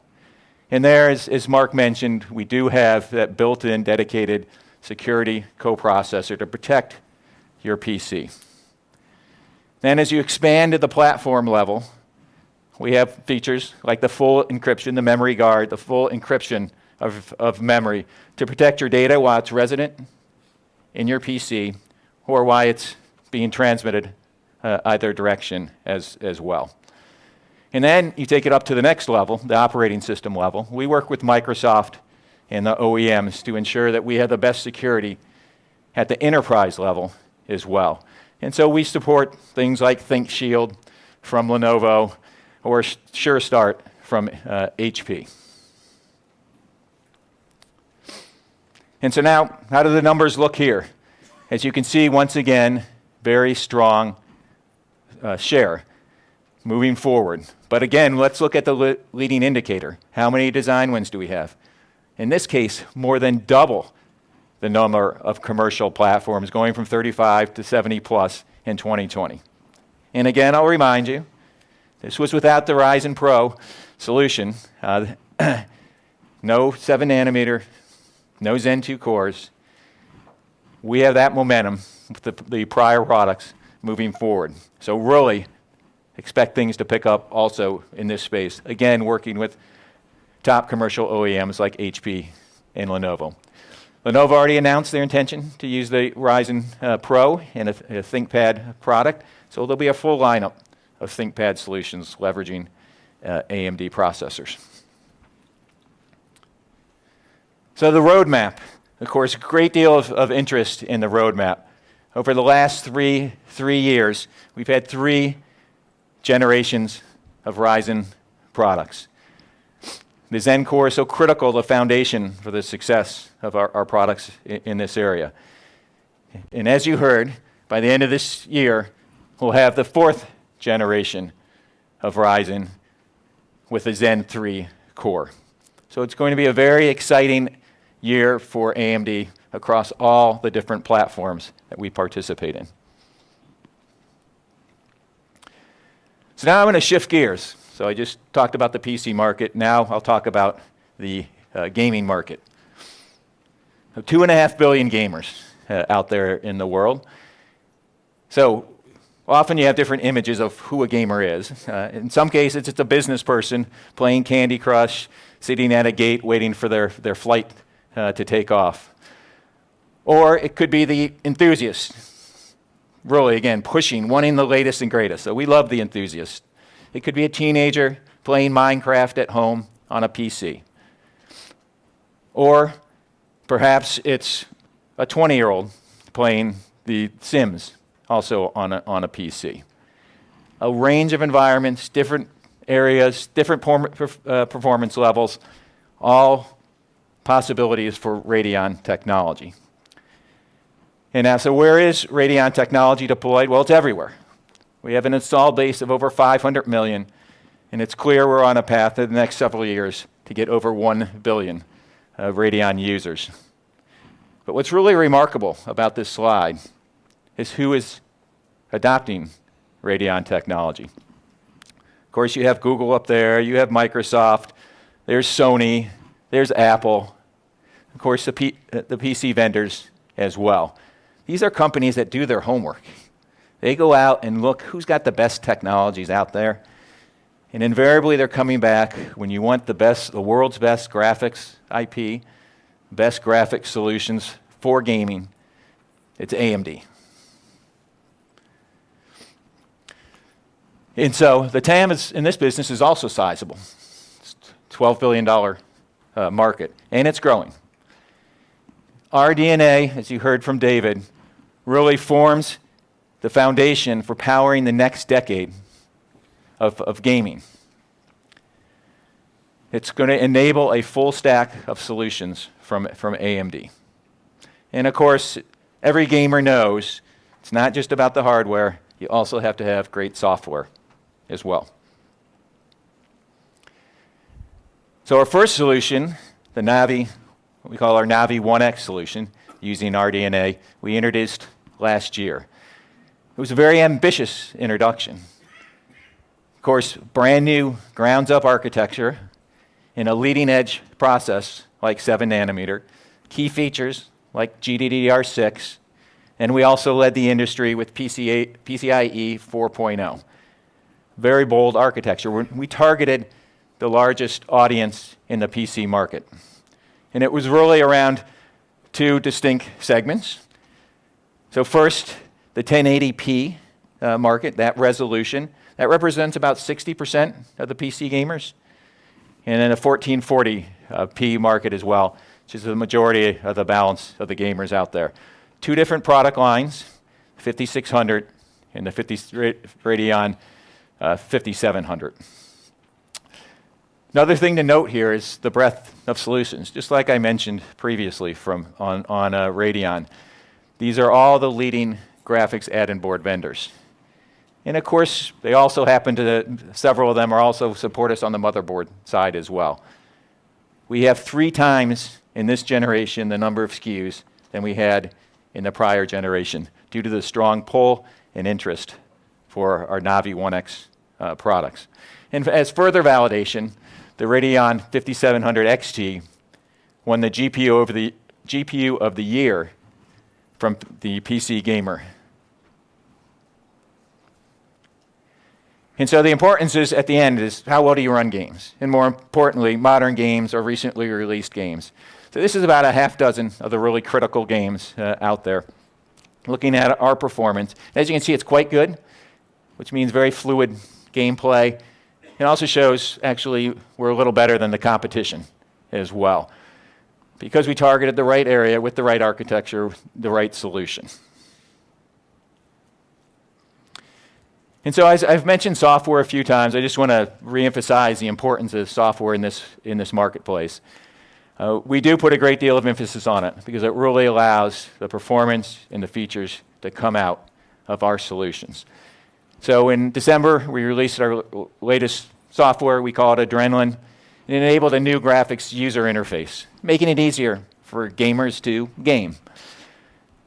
Brand new hot titles come out. We have to be there on day 0 with optimized drivers that work flawlessly. So that is our commitment. And then there's features. So software gives us a touch point with the gaming community. And so we hear when they're looking for certain additional features, or maybe we innovate and come up with features. And one of those examples was Radeon image sharpening, which just allows a better visual experience on games. And so now to shift. Well, what's next, of course, is the big question. Of course, that will be our Navi 2X family of products. We'll introduce those products at the end of this year. But clearly we're stepping up and we're targeting the enthusiast class performance as well, which means we have to have great performance at 4K resolutions. Remember I talked about 1080 and 1440. The next big step is 4K resolution. That means uncompromised performance, very fluid play. And of course, we have to have just stunning visuals as well. As David talked about the importance of ray tracing to show the shadows and reflections and to be able to game at a very fluid, consistent rate. So we'll add additional features like variable rate shading as well to give you that performance uplift so critical in this segment of the market. And we'll take that 2x stack over time across the entire top to bottom lineup for graphics. So now we shift into, well, what does our GPU roadmap look like? Well, this probably looks very familiar to the CPU roadmap that I just showed. So remember at the very beginning of my presentation, I said we're just getting that same clockwork, that same execution machine on the GPUs like we've had on the CPUs. So we're getting that cadence, that drumbeat. And so yes, as I mentioned, Navi 2X starting later this year and then continuing forward. But the development team is off working on that next generation, creating those even better performance, better set of visuals, because it demonstrates our commitment to be in this market, to not only be in it, but to actually win in this market as well. And so now, let's talk another key segment of the gaming market, which is the game consoles. 10-plus year relationship with Sony and Microsoft. As Lisa mentioned, having shipped over 150 million units of the current generation. But we're on the cusp of the next generation. So the next generation consoles will use our latest Zen technology, use our latest RDNA technology as well. Really creating this very immersive experience with ray tracing, 3D audio, fast load times to really excite a new generation of gamers. So whether it's a Radeon mobile processor, Navi 2X, or one of these next generation consoles, clearly 2020 is going to be a very, very exciting year for gamers. And so now to wrap it all up, I mean, you've heard about our great processors, you've heard about our great graphics, incredible SoC capability. We'll have more APUs this year than ever in the history of AMD. Gives us the opportunity to have leadership across all segments in PC and gaming. Remember, combined, that's a $44 billion market, and we have the opportunity to lead in every segment. As you walk the hallways here in AMD or any site worldwide, it's absolutely clear that our employees are maniacally focused on executing to the roadmaps that I showed today. There's really no reason at all that we can't seize the opportunity for sustained growth and success over the next decade at AMD. Thank you very much.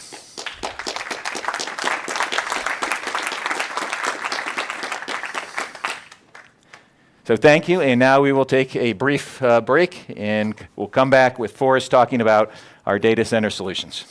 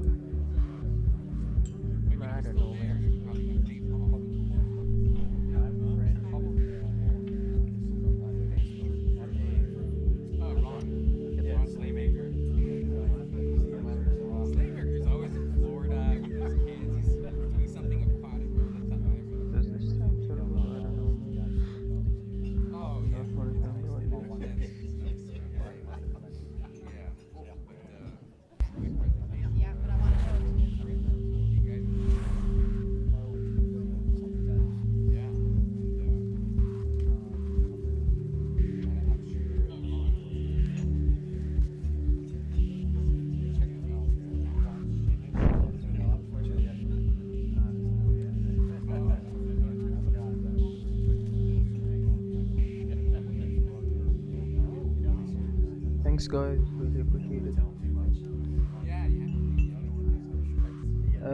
I'm in Egypt.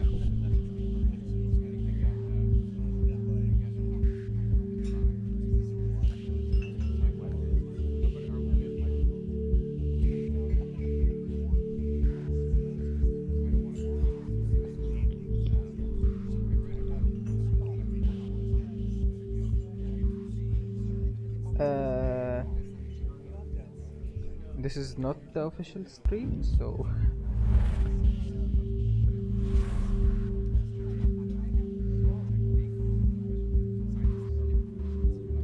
I do like close stuff. Core i3 live, so I have some Android modding videos coming up. I have 2 in the works right now, and one is still in the update, so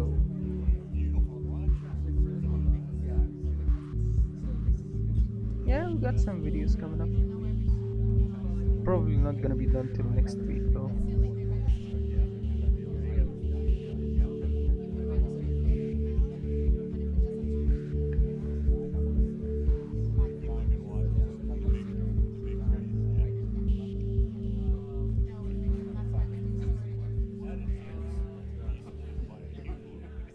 And also I have a laptop conversion video coming up. So yeah, we got some content. Really appreciate the subs, guys. Oh, at like 52 subs or something.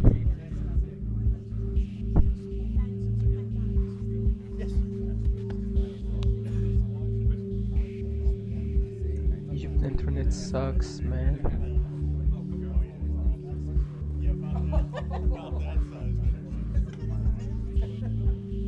Let me just check on something here.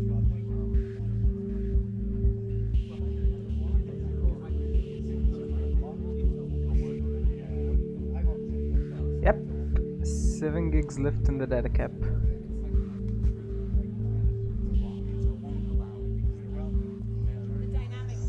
Gigs left in the data cap.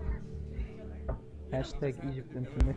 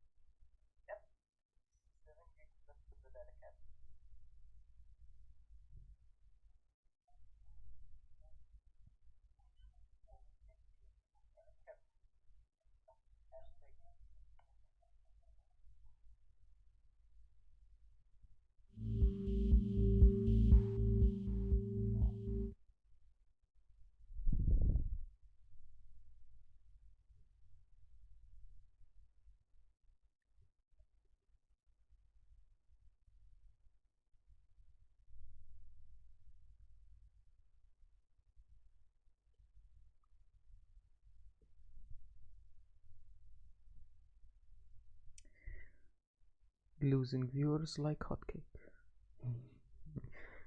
The stream is at 86 viewers. Good. Here the lips videos like Linus. Which stuff like Microba. The mix of the two. Yeah, my mic sucks, I know. They did announce RDNA2, yeah. It's gonna come later this year.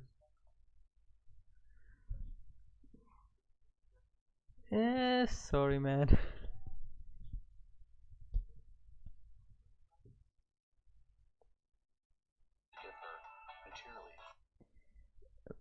Audio, I'm really like don't have like any professional mic.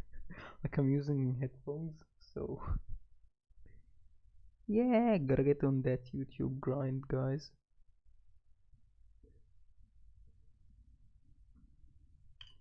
Hashtag that YouTuber life. YouTuber, my life is a joke, I swear to God.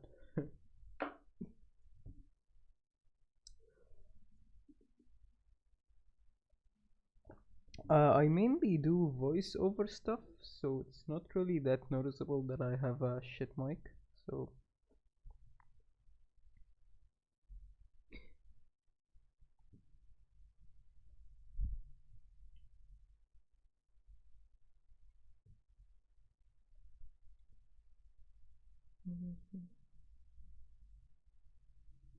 probably like Mark Robert level of like upload. Oh shit. Yeah, like upload quantity ain't gonna reach anywhere near Linus. Yeah, daily videos are hard. I tried to do it, but yeah, didn't go great. So now I don't really understand what you're trying to say, John. So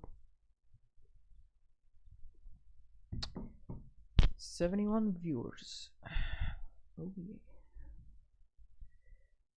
Come on, AMD, don't be a bitch.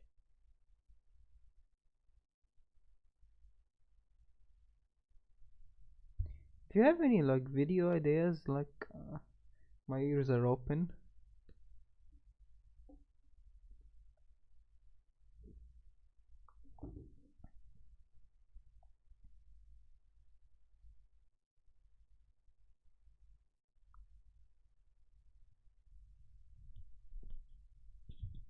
Yeah, I'm probably driving you crazy with my shit mic. Sorry, man.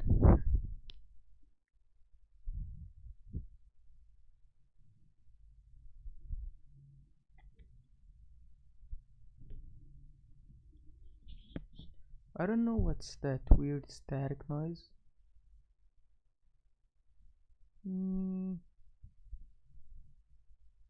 It's like cramping up and down. I don't know, man.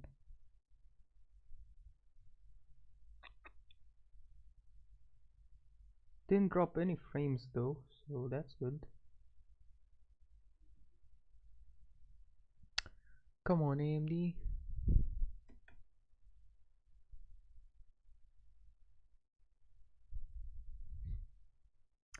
Seven and a half gigs. Yeah, I think it will be enough. Yeah, my data kept on going out. Okay, I'm gonna grab something to eat, guys.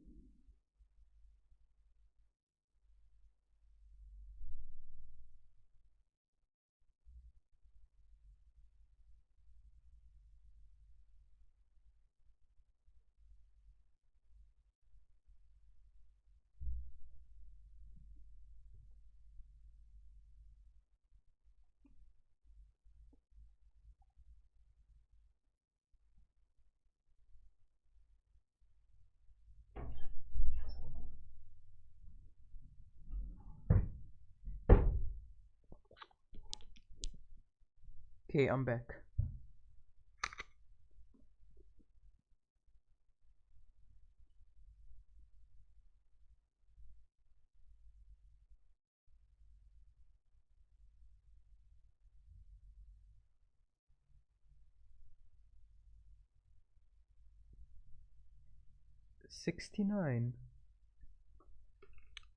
'69 watching noise.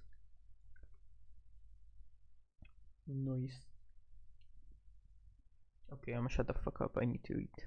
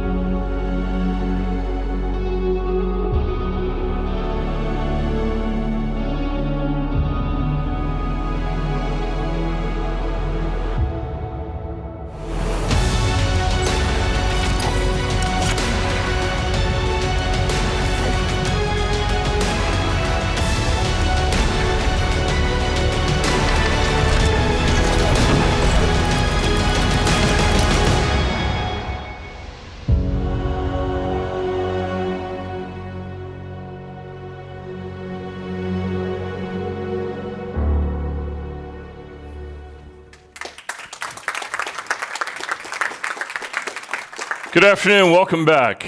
I'm incredibly pleased to be here to share with you an update on the progress we've made so far in the data center and the future that we see ahead of us. And for us at AMD, when we think about our mission to deliver high-performance computing, there is perhaps no market for which that is more important than the data center market.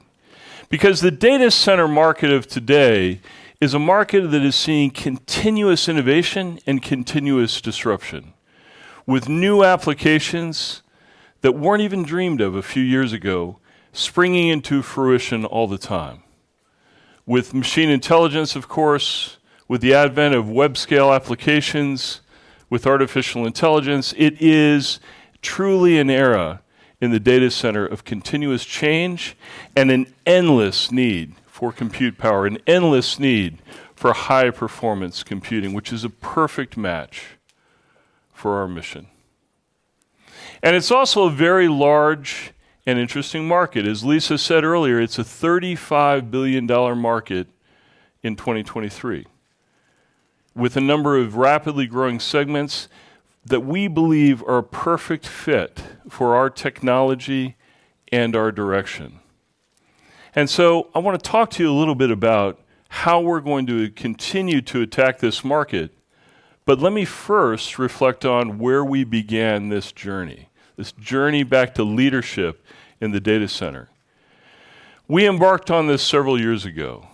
We actually talked about this and our ambition to bring innovation back to the data center at our Financial Analyst Day back in 2015.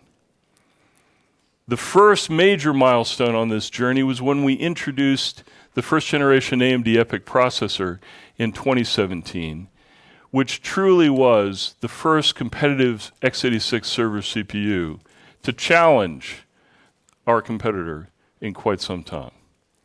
And when we introduced that processor, that first EPYC processor, codenamed Naples, the processor that with its incorporation of the Zen core began our tour of Italy and our return to the data center, we put up a roadmap showing what we were going to deliver from 2017 all the way out to 2020. One of the reasons that we did that is because we knew that to be considered for the data center, much less to be a leader, we had to be not just a provider of high-performance components, we had to be a reliable partner. Somebody that end customers could count on to be there and to always be there with each generation, new products, new innovations, maintaining the value of the investment that they would have to put into any new entrant into the data center. And so we put this roadmap up. And I'm incredibly pleased and proud to say that the teams have delivered with metronomic regularity on this roadmap. With Naples in 2017, Rome, of course, last year, and Milan on track to ship this year, as Lisa mentioned earlier. So the execution is there, and the execution with the second generation EPYC has delivered an amazing part. This is the highest performing x86 processor ever, and it's not close. When we introduced Rome, it was twice the performance of the competitive x86 processor, which enables our customers to, in many cases, drive 25 to 50% lower total cost of ownership for providing the data center services to their internal and external customers, which allows them to transform their data centers, their IT, their operations. And as Mark mentioned earlier, the Zen 2 core at the heart of Rome also incorporates not just high performance, but the high security features that are so critical to secure the data center, to secure our customers' valuable IT assets. And so Rome has been a revolution in the data center. And on the performance side, I'm incredibly proud to say that we have garnered over 140 world records so far. We're the ultimate in performance in a wide range of workloads, from enterprise IT through high-performance computing, through cloud infrastructure, Rome delivers superior performance, delivers world record performance. If you take a closer look at that and you look at the processors that are available for the vast majority of servers today, and that means two-socket servers, and you look at what we've delivered with Rome versus what the competitor has to offer today, including the processor refreshes that they just introduced a few weeks ago, or a few days ago, we clearly have an incredible performance lead. Double the performance of the competitive offerings inclusive of their most recent refreshes in the two-socket market, and the same story in one socket, where the unique value of Rome, and indeed Naples before that, was to first establish a no-compromise one-socket market, where by not placing any artificial limitations on the availability or features of a single-socket processor, we have enabled customers who need all the reliability and the resiliency of an enterprise-grade server processor to scale their processor needs to fit their application and hence drive yet further TCO value. Now, Rick talked earlier about the various aspects of performance in the client market, and indeed, these performance metrics that I've shown you so far demonstrate the throughput superiority, the multi-threaded superiority of AMD EPYC over the competitive parts. And that holds true even when you look at lower core counts and it can compare core to core. So in the heart of the market, where most enterprises buy, in the 16-core processor segment, if you take a look at our performance there, again, inclusive of the two brand new parts that our competitor just introduced, AMD EPYC has a performance lead and an unmatchable performance per dollar advantage. So almost 3.5 times the performance per dollar of the most recently introduced 16-core part from our competitor. A truly remarkable achievement. So with that, I want to reflect on where we stand today. So today, we're in a place where we have demonstrated repeatedly predictable execution to the market. Quite frankly, highlighted and thrown into high relief by uneven execution by others in this segment. We've demonstrated leadership performance on multiple dimensions, and we've demonstrated strong ecosystem support where we have the OEMs, the software vendors, and the IHVs that provide the rest of the ecosystem to compose an entire solution, all embracing EPYC. And so that's a great foundation. That's a great place to be. And so we're taking that foundation, and our imperative, our mission now for the entire team is to continue accelerating growth of the AMD EPYC product portfolio. And so our mission is to broaden the deployments that have already begun, first with Naples and then more rapidly with Rome, across enterprise, cloud, and HPC. It's to work with our customers to continuously unlock all of the power and performance of our solutions by working with them to optimize their workloads and tune their software to get every last drop of performance out. It's to continue ramping our field and customer support organizations as our customer set grows, and to support optimization and deployments. And then that's all in service, of course, of growing our market share. Now, on the market share, the next significant milestone is one that we are going to hit next quarter, when, as promised, we believe we will achieve double-digit server CPU market share in Q2 of this year.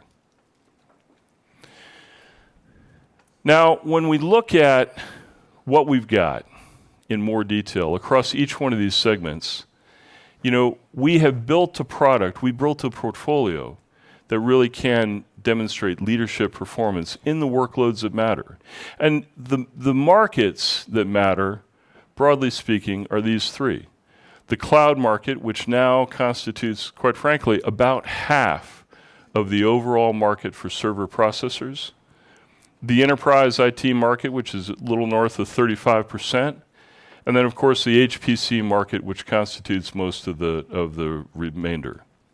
With the first generation EPYC, taking that first generation Zen core, we were able to produce a product, Naples, that effectively addressed about 60% of the workloads across those broad markets. The vast majority of the HPC workloads, much of the cloud workloads, and a good proportion of the enterprise IT workloads. And for them, we had leadership performance and a great solution. With Rome, and with the work that we've done with our ecosystem partners and end customers, we've expanded that footprint substantially. And we see over 80% of the workloads across these segments are addressed in a leadership fashion with second generation EPYC Rome. And so to give you a few examples in each one of those segments, on enterprise, we have a great performance story. We had with Naples superior virtualization capability and superior TCO. With Rome, we've taken that to the next level, up to 50% TCO savings over the alternative. But beyond that, in many other application areas, in Java performance, in database performance, we're providing nearly twice the performance of the competitive solutions. Even on things such as SAP, we've demonstrated world records and we've demonstrated demonstrably superior performance. You couple that with the embrace of the OEM partners who have greatly expanded their portfolio of solutions, their portfolio of platforms that are made available to the end customers, growing from 22 platforms available in 2017 with the first generation EPYC processors to over 140 expected this year. We've got a winning solution for enterprise IT, and we've got that broad support across the enterprise ecosystem, both on the OEM side, on the software side, and the IHV side. Our mission, keep driving, keep driving. On the cloud computing side, it has been incredibly gratifying to watch the growth here as well. In 2018, our first instances were launched with some of the major cloud providers. We had 18 public instances available, public instances or services available on first generation EPYC systems. And now this year, we expect over 150 public services and instances available so that customers around the world who have embraced the cloud computing paradigm can do so now with AMD EPYC and see the full performance of Rome.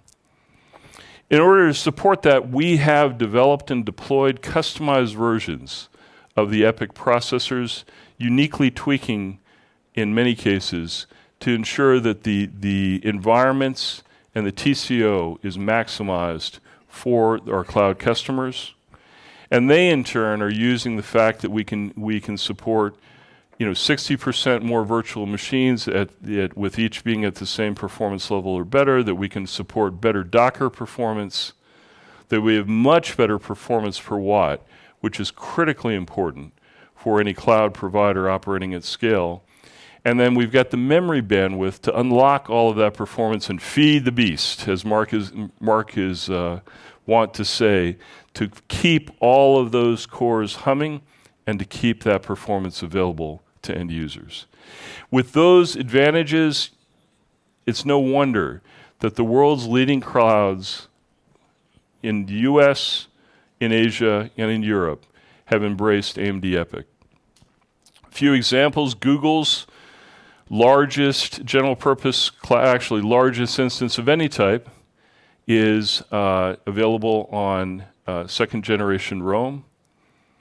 We've delivered more than 25% better TCO for Twitter, and Microsoft has a great set of instances in both general purpose as well as purpose-specific instance types, including examples that are demonstrating over 60% higher SQL performance for companies that are embracing a move to the cloud. So a great place for us so far, and a great place for us to continue to grow with our cloud customers. On high-performance computing, of course, this is a real area of pride for us at AMD, as Lisa mentioned earlier. You know, we have a part and a roadmap that has demonstrated leadership in HPC applications by virtue of a substantial lead in floating point performance and demonstrated leads in performance on commercial applications with up to 72% higher structural analysis, 95% higher computational fluid analysis than that available on our competitor. Very importantly as well, and one of the things that's led to a number of major supercomputing design wins with large meteorological research associations and institutions around the world, 120% faster weather forecasting performance. And with the Frontier and El Capitan announcements, it is a real source of pride for the AMD team to be powering the world's fastest exascale systems and to be contributing to supercomputing and HPC clusters around the world, from industrial applications to research to defense applications as well. So a new area for us, a new area of focus, has really been to expand our reach beyond the traditional areas of cloud, enterprise, and HPC, and to dive deeper into the realm of the telco and infrastructure products that they themselves are undergoing a revolution. Many of these systems that are powering today's networks have moved or are moving from being based on proprietary hardware, on proprietary ASICs, to running in software on industry standard servers. And the thing that's enabling that is the incredible power of today's servers.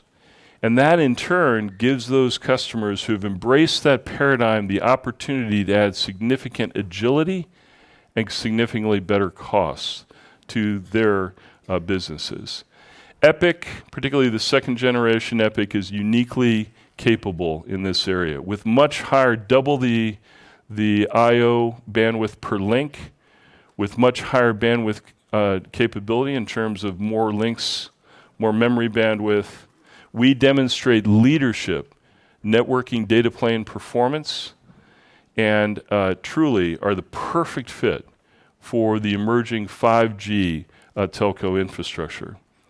Nokia, one of the leaders in telco infrastructure, recently demonstrated why they have embraced AMD Rome, because they see twice the performance on their 5G infrastructure based on Rome than they see using our competitive CPU. That's the type of performance that Rome provides. And so we've got a great part, we've got a great start in all of those markets, and we're just going to keep going.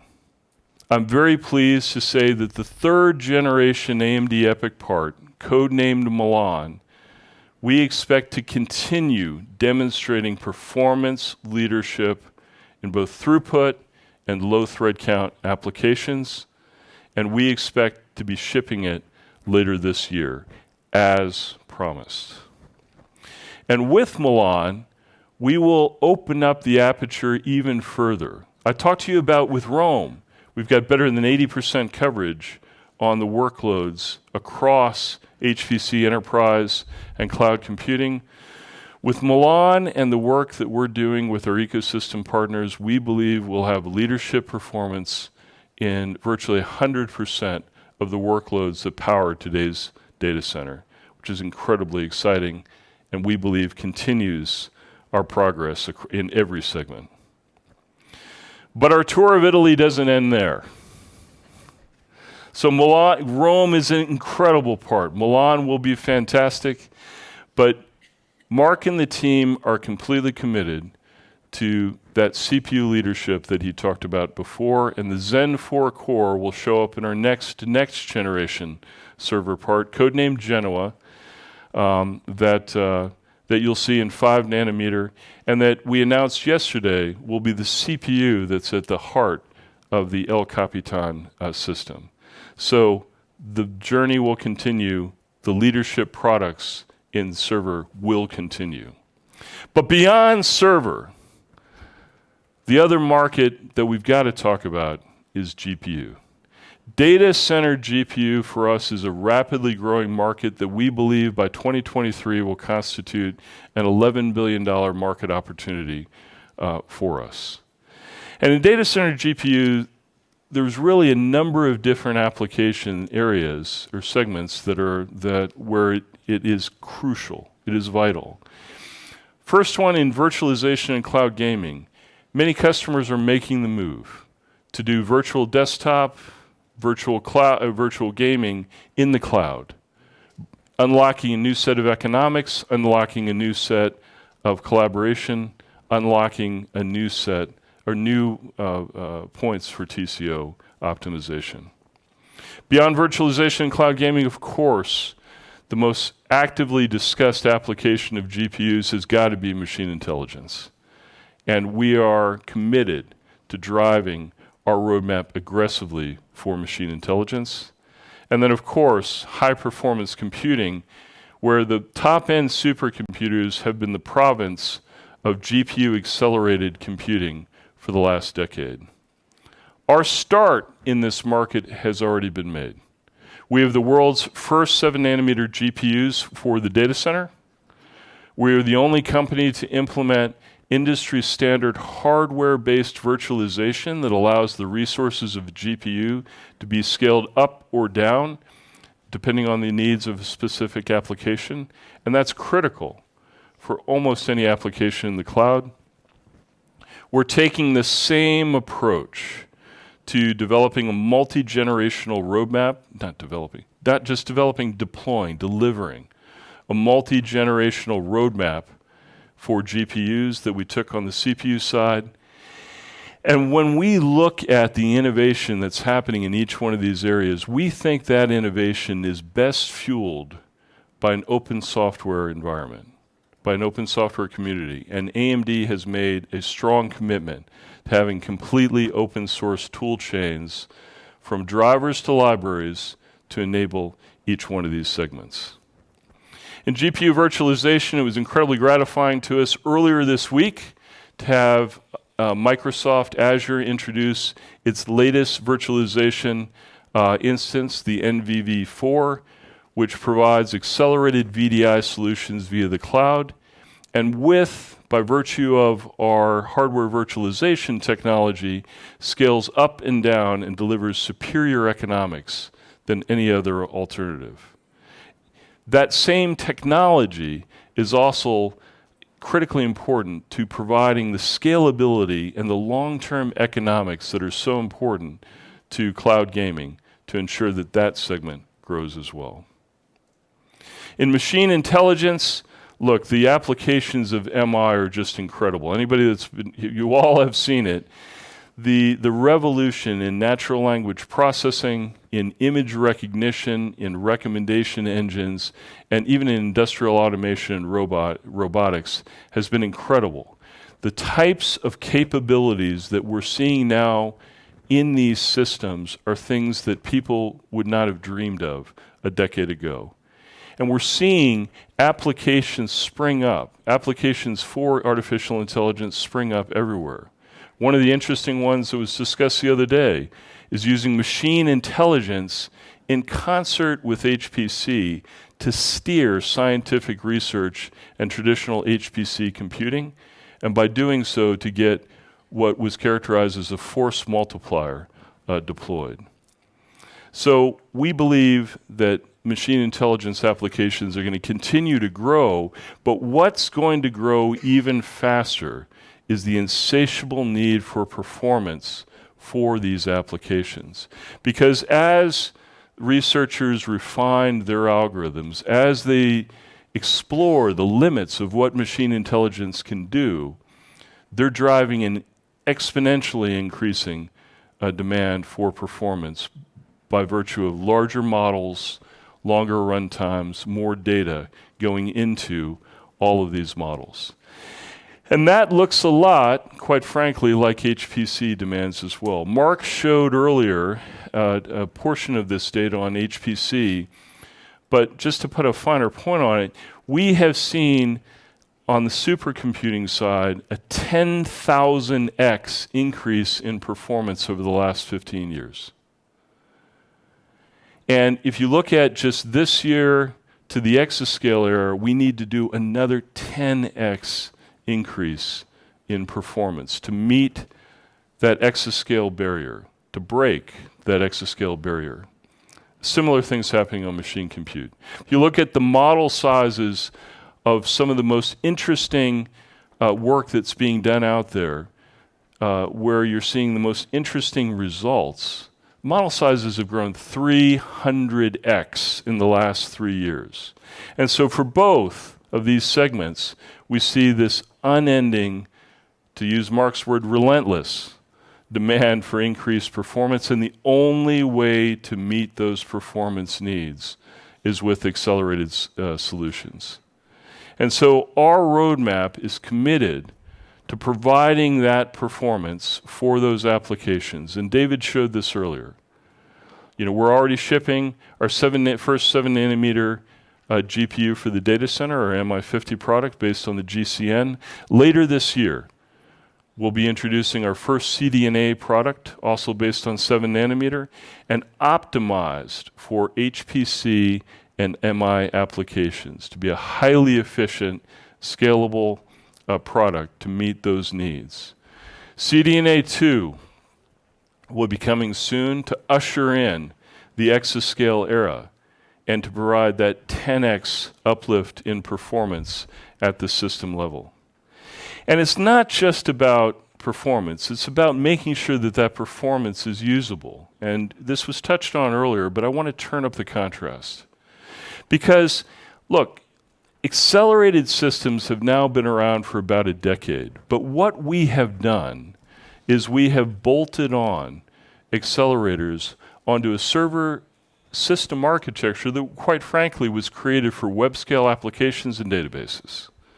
And so the CPUs and the GPUs are isolated from one another. They don't work well together. And although the performance is there, it's difficult to reach. It's difficult to program effectively applications to fully unlock the performance in a system with this topology. The first step in addressing this, we're taking with our CDNA architecture to allow better scalability amongst the GPUs and coherency amongst the GPUs, to allow up to 8 GPUs to scale more efficiently and work more efficiently with one another.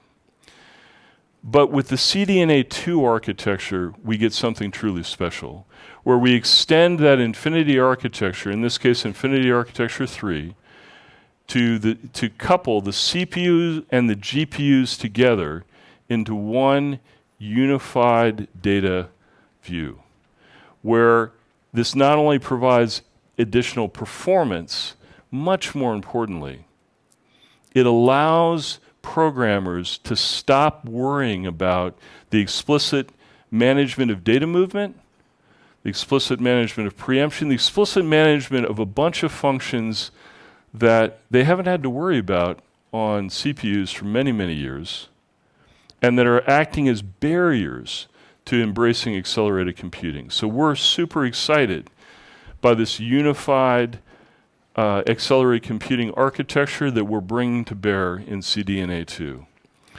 And it's that architecture, quite frankly, that led to the exascale systems that Lisa and Mark both mentioned earlier. First with Frontier, which will be a 1.5 exaflop system deployed next year, and it is capable of outperforming the top 100 supercomputers on today's supercomputing list combined. It'll be deployed in the middle of next year, supported by AMD CPUs and AMD GPUs connected together in a coherent way. The only thing that's more exciting than Frontier and what can be done with Frontier is, of course, El Capitan, announced yesterday in an event with Lawrence Livermore National Labs and HPE. It will produce over 2 exaflops of performance, expected to be more powerful than the top 200 supercomputers on today's list, and will be supported by AMD CPUs and GPUs shipping in 2022. Those 2 systems, to us, are a source of tremendous pride and a validation that our assertion that we're making tremendous progress on our goal to be the new data center leader is coming true. And I hope you see, and I think that the industry is seeing that AMD has produced leadership products with leadership execution, and we have a leadership roadmap that's going to continue out into the future, delivering the best performance available on all sorts of applications across a wide range of workloads, and leading the way to the future of accelerated computing by defining the architecture of tomorrow's accelerated system. And so I think with that, we are well on our way to demonstrating to any that question, we are the new data center leader. And with that, I'd like to turn the stage over to my good friend, Devinder.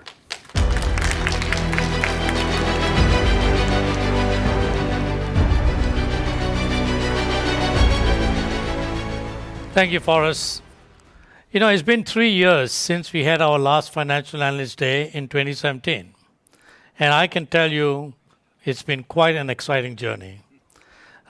You've heard from Lisa and my colleagues about our plans to accelerate momentum, execute product and technology roadmaps, and the long-term growth that's ahead of us.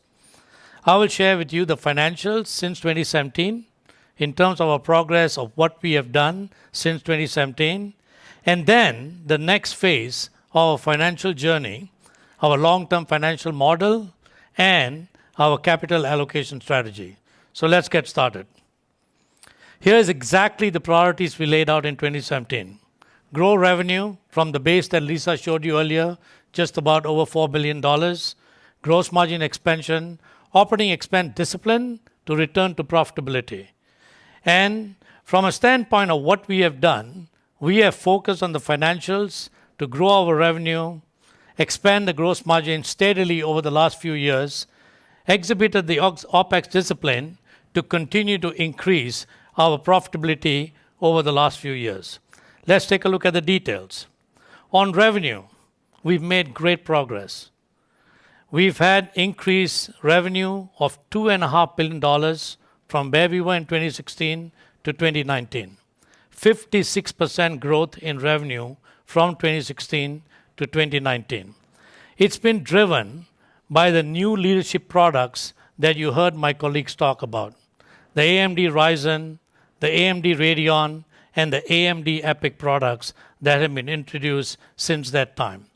Let's turn to margins and OPEX. If you look at the left, gross margin coming off of 2016, 31%. And we've showed steady increase, accelerating gross margin improvement. 12 percentage point improvement in gross margin in just 3 years.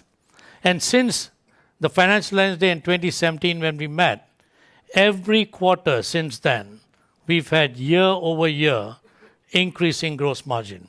Every quarter since we met the last time, gross margin has gone up when you look back at year-over-year gross margin expansion. We made the OPEX investments needed for R&D, and in particular, what you heard a lot about today, the multi-generation roadmap, whether you go from first generation to second generation to third, and now onto the fourth generation of products. In 2017 and 2018, our focus was R&D. In 2019, in addition to the investments in R&D, we accelerated our investments in go-to-market. And we had a lot of go-to-market activities in 2019, and that's why you see the $2.1 billion OPEX in 2019. With that, if you take revenue, margin, and OPEX, let's look at growth in profitability. On the left, actually I love this chart. First of all, when you look at the operating margin coming off of 1% in 2016, we've had 11-point increase in operating margins in the 3 years, from 1 to 12. And then on the right, EPS. We've made very good progress on the bottom line. Earnings per share has gone up. We've had growth in EPS for the last 3 years. And with that, the P&L has gotten better. But let's turn our attention and look at the balance sheet, which I know a lot of you were asking me about when we met in 2017 about AMD's balance sheet.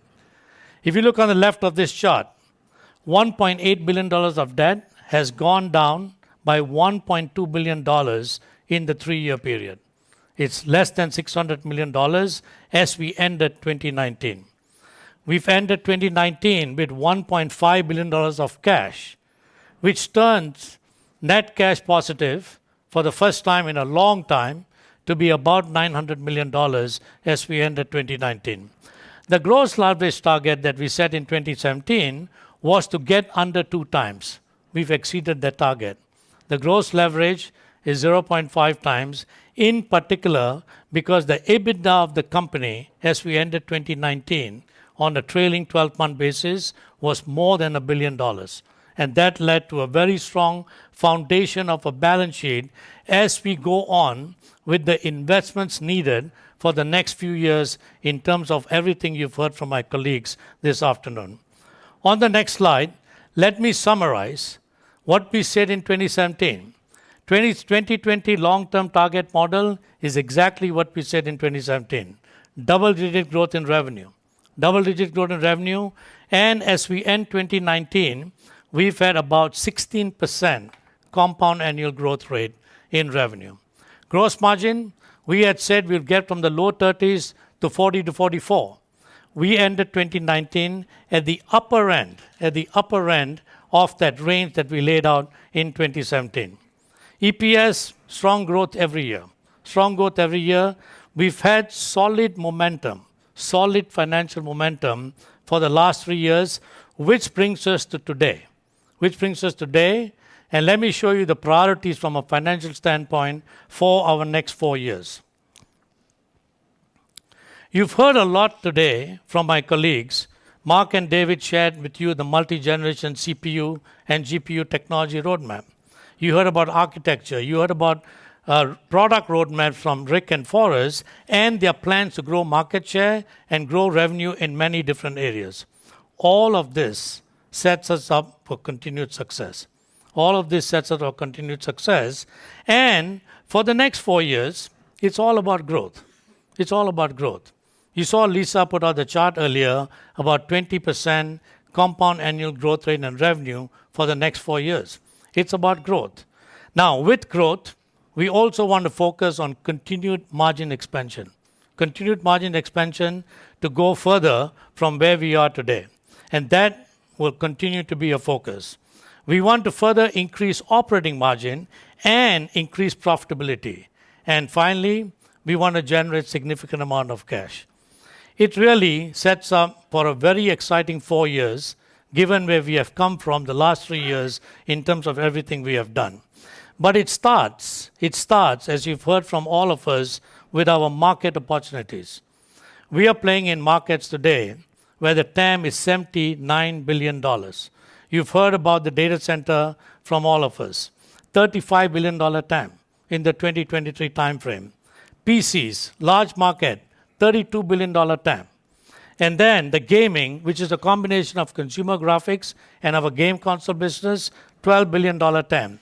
The opportunities ahead of us are pretty large. We execute and we grow the revenue. we can improve our financials in a significant manner. Let me show you the long-term target model. Revenue growth, 20% compound annual growth rate, and a lot of it from increasing market share in the markets we already play in with the products you heard from today. Gross margin, greater than 50%. Higher ASPs, higher margin products, premium products that we are introducing in premium markets, driving the gross margin higher. We invest in OpEx at 26 to 27% of revenue, prioritizing R&D and also go-to-market activities. And we expect to double the operating margin. You just saw me show you the 2019 operating margin at 12%, and with the mid-20s% in this time frame, we double the operating margins from where we were in 2019. And we expect to generate free cash flow margins greater than 15% and generate significant cash over the long term. Significant cash. This long-term model projects a very exciting period for us from a financial standpoint for the next 4 years. Let me show you a little bit on the revenue mix over the next 4 years. In 2019, we ended with $6.7 billion of revenue, and you've heard us say the data center revenue, CPU and GPU combined, is about 15% of the revenue. With the compound annual growth rate that we have for the company of 20%, the overall revenue of the company gets bigger. The PCs and gaming part of it grows mid-teen percentage. But we expect that in the long-term time frame, in the long-term model, data center becomes greater than 30% of the revenue in the 2023 time frame. The data center, everything you heard Forrest talk about, driving the revenue to be greater than 30% of our revenue, which is overall higher from where we were in 2019. In addition to revenue, we are also continuing to focus on gross margin expansion. So let's talk about that. Where does the margin expansion come from? We have 2019 43% gross margin. The high-end gaming is slightly accretive, and the margins will improve as we build out our gaming portfolio. The margins will improve as we build out our gaming portfolio. PC products are above corporate average and a significant contributor to margin growth in the long-term model. And then data center margins, which are well above corporate average, are the largest contributor, with the growth in the data center revenue becoming 30% or greater than 30% of the overall revenue. In combination, this drives our gross margin higher, and we would like to do for the next 4 years exactly what we have done for the last 3 years. The tax rate, let me just cover that. We expect that sometime during the long-term target model, given our consistent profitability, the tax rate on a non-GAAP basis will move up to approximately 15%. The long-term cash tax rate stays at about 3%, similar to what we had in 2019 and what we are guiding to in 2020, fundamentally due to the fact that we have about $6.7 billion of net operating losses that carry forward and allow us to pay at a lower tax rate, even though the non-GAAP tax rate is 15%. And those NOLs protect the approximately 3% cash tax rate through the period of the long-term model. Let me move on to the capital allocation strategy. OpEx investment comes first. As you heard me say earlier, we will continue to invest in R&D and go-to-market acceleration. We think about many things beyond that. We have to fund the revenue growth in terms of the working capital needed. And then on the shareholder return side of it, we will consider shareholder return vehicles, including limiting share dilution and strategic initiatives.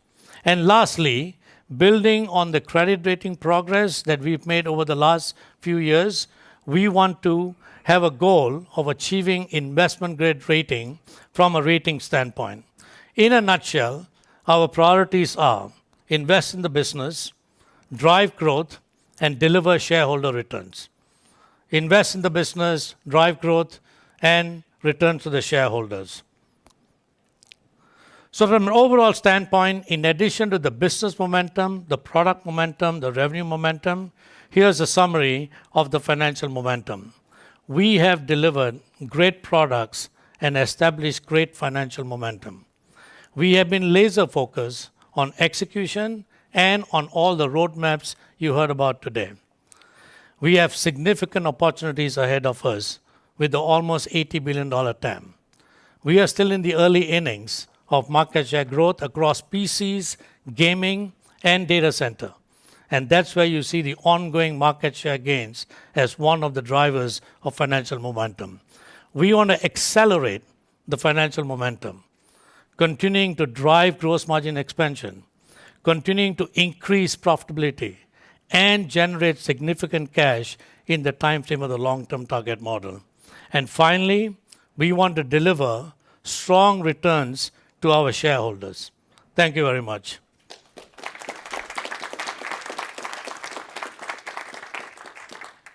So it's a pleasure to invite Lisa back on stage for closing remarks before the Q&A. Thank you, Devinder. Thank you. All right. How's everyone doing? So look, I hope you've enjoyed the last couple of hours and got a feel for the excitement that we have in the products and the technology and the business. And I'm just going to spend just a couple of minutes and just summarize in a few key takeaways. Hopefully, it's very, very clear. We are committed to leadership in high-performance computing. And that's across data center, that's across PCs, and that's across gaming. And I hope it's also really clear that we are assuming the competition is going to be very, very strong. We have big competitors, and we respect them a lot. But at the end of the day, we're playing our game. And we know that if we execute our roadmaps, that we will see the growth that is exciting us. And that growth is in a set of great markets that we are underrepresented in today. And so we come back to our ambitious view of delivering the best. And that's the best in technology and also best in class in terms of overall growth. So those are really the key takeaways. Now, I think we're going to turn it over to Q&A. I'm sure there's some questions. So let me have the team come back up, and I think we'll reset the stage for Q&A. Just give us a couple of minutes here.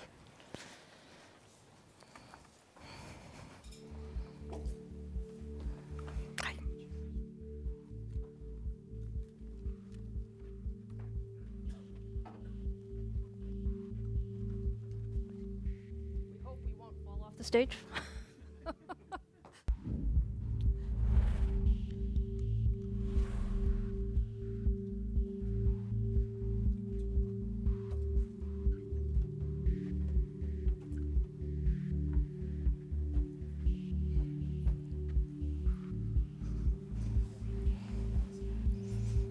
Are we good? Mark, you come on this side? Oh, all right. Sorry about that. No problem, no problem. Yep, perfect. Thank you. Yeah. Okay, so look, before we begin the Q&A, we spent the entire afternoon really focused on the long term because that's what this is about. It's about our strategy and our roadmaps. But I do want to address probably a topic that's on the minds of many of you, which is a little bit about what's happening in the short term. Obviously, there's a lot of volatility in the markets with the coronavirus, and we want to make some comments about that as well. Our first priority, of course, like all of our colleagues, is to ensure the health and safety of our employees and our partners and our customers.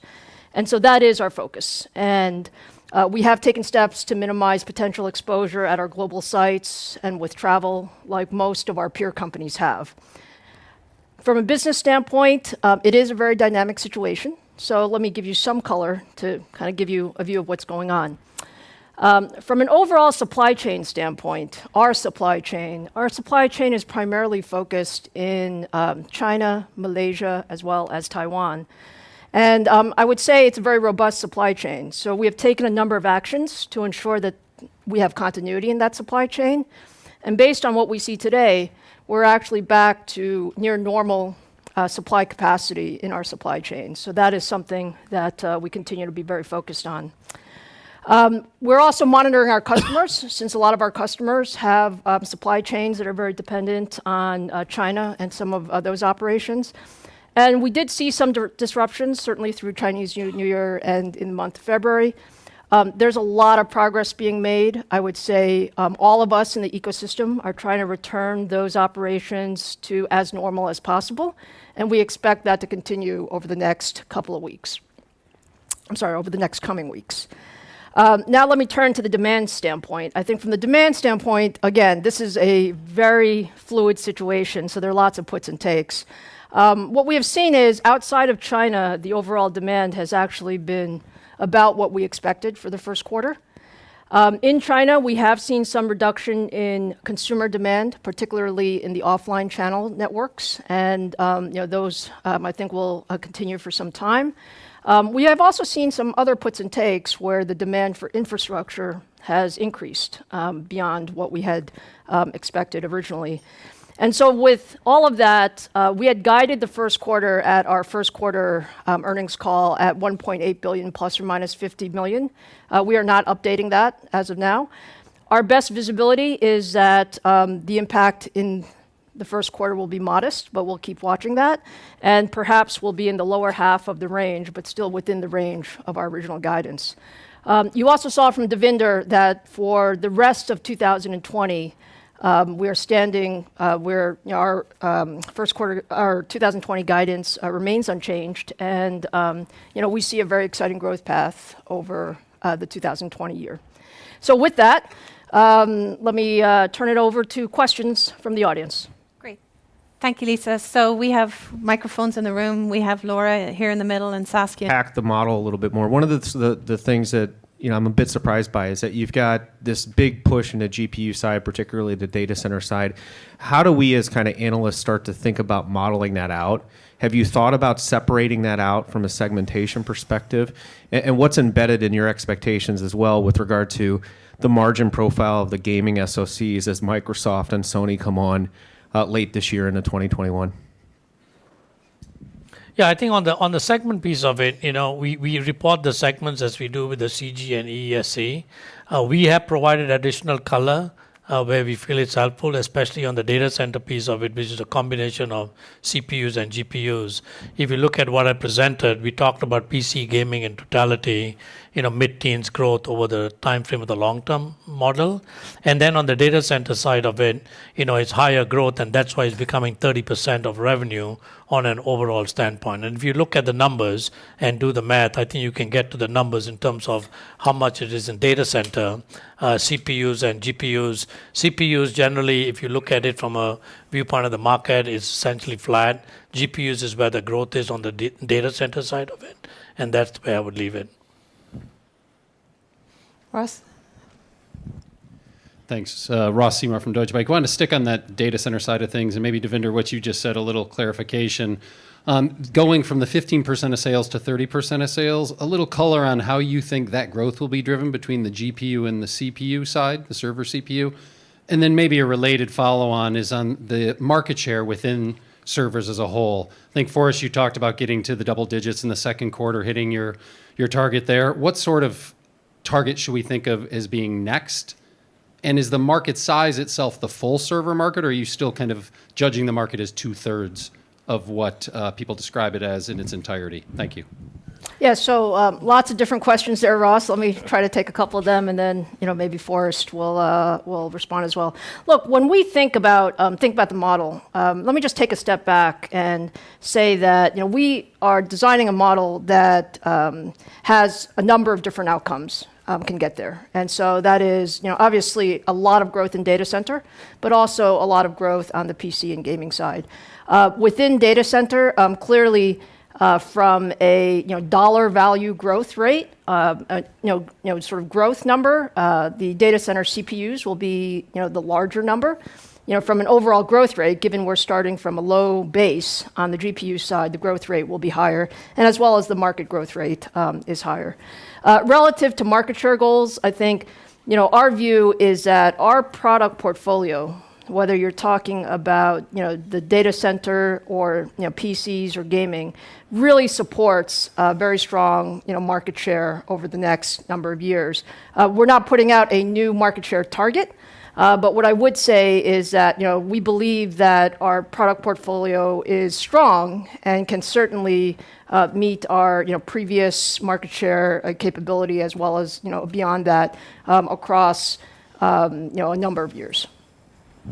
Forrest, did I? No, I think catch? I think you hit it well, Lisa. I mean, I think on that last point, we're certainly not done. When we hit double-digit market share, our imperative is to continue to grow, and as Lisa mentioned, our ambition is not to stop anytime soon. Keep it rolling. Laura, Tony here in the front row.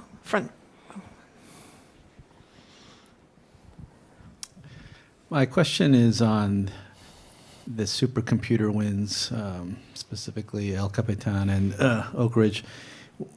I thought what was interesting is you won both the CPU and the GPU at El Capitan, and this is a 3-year out, so they're making decisions 3 years out on obviously a forward roadmap at 5, and I'm presuming CDNA. So what was the reason why they chose you? I can understand the CPU side. And the GPU was a little surprising. Is that because of this GPU-CPU interconnect, and that was the trigger to win the combined both sockets? And then is this a precursor to hyperscale design wins, and will that translate to hyperscale CPU, GPU combined wins? So that's my question. Maybe I'll take a first whack at that, and maybe ask David and Mark as well to weigh in there. Look, I think it was immensely gratifying to be chosen as the CPU and GPU provider for both of those. I mean, one of the things that makes that most gratifying is these are extremely rigorous evaluations that are done, and so they look at the technical characteristics of the proposed solution. They also, quite frankly, look at your execution capability and track record quite closely. And I think because they are procuring things that have not yet finished design. And so I think David and the team did a marvelous job on the GPU side, developing an architecture that we think can scale up quite a bit. Maybe he'll talk about that in just a second. But then the ability to put them together, the ability that we talked about throughout Mark, David's, and my presentation, to be able to have a unified accelerated computing architecture with the CPU and the GPUs working seamlessly together and dramatically simplifying the programming model was something that I think was tremendously attractive to DOE and to the national labs. And yeah, I think we didn't show this per watt progression on the CDNA side, but you can imagine whatever we have done and what we're planning to do on the RDNA 1, 2, 3, that trajectory will be happening on the CDNA side as well. So we are aggressively enhancing the performance per watt on the type of operations that the data center and the HPC customers care about. And we'll be scaling our technology very aggressively through the CDNA architecture migration.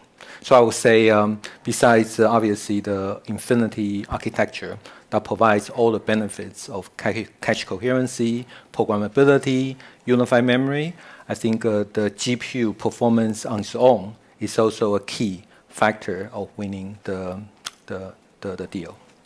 And then lastly, I would add, we have really listened carefully to the requirements from the Department of Energy and their goal to have this system be optimized for both HPC and MI, and listening to them and presenting to them how our software stack could really, in an open source approach, optimize across CPU and GPU and be optimized with the libraries we would provide, and then enable them to enhance it even further was also a key element.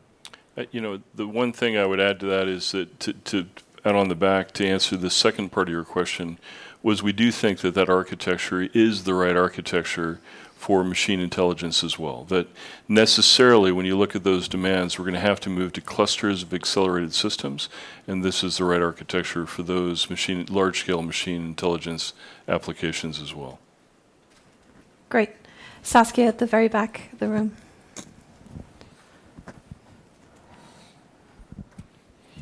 Thank you. Trip Chaudhary with Global Equities Research. A phenomenal presentation, lot of learning. I was wondering if you look at two industries, the semiconductor industry, the chip industry, and the software industry. For the semiconductor industry, the catalyst in data centers is machine learning models are getting bigger. But when you look into the software industry, they are going with distributed training, transfer learning, and their motto is extract as much power from your existing CPUs and CPUs and GPUs and delaying the purchase. How do you see this evolving? Would it be a growth linear or would it be a step function? Thank you. You want to answer that one more? Well, I'll just start from a workload standpoint. I think you're going to see, the algorithms are still changing, and so this is dynamic. It's one of the reasons that you saw across our presentations that our whole approach is scalability. Our CPU roadmap runs unabated. Our GPU roadmap has a relentless unabated growth as well, and then it's how you put it together. So there's no question that certain workload applications will remain GPU only, will remain CPU only. But what you're seeing in these supercomputer applications is that it's the leading indicator of where the industry is going. Often you go back through history, the problems that first needed, supercomputer class. Think about the old supercomputers. You're actually performing those operations on your phone today.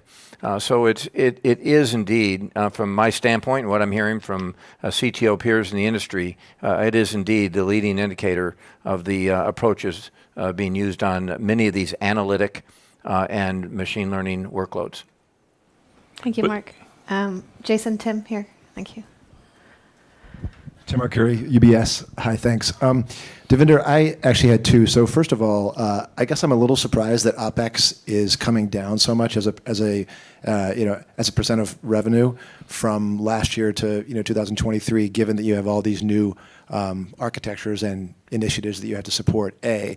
And B, if you compare, say, to like NVIDIA, they spend 28% of revenue on OpEx, and they're supporting a single architecture. So can you sort of talk to how you're going to keep OpEx so low and yet grow revenue so much? Thanks. I think it starts with really some of the things that we talked about. Revenue is growing on a compound basis at 20%. And some of the things that Mark talked about in terms of the efficiencies, in terms of the engineering helps from that standpoint. And we look overall at the investments needed, and our view is out in that time frame, not right away. I mean, we ended at 31% in 2019, but out in the time frame in 2023, when the revenue has grown, we can manage it within the 26 to 27% OpEx rate. Matt. Thank you very much, everybody. I just wanted to say the balance sheet stuff, Devinder, congrats.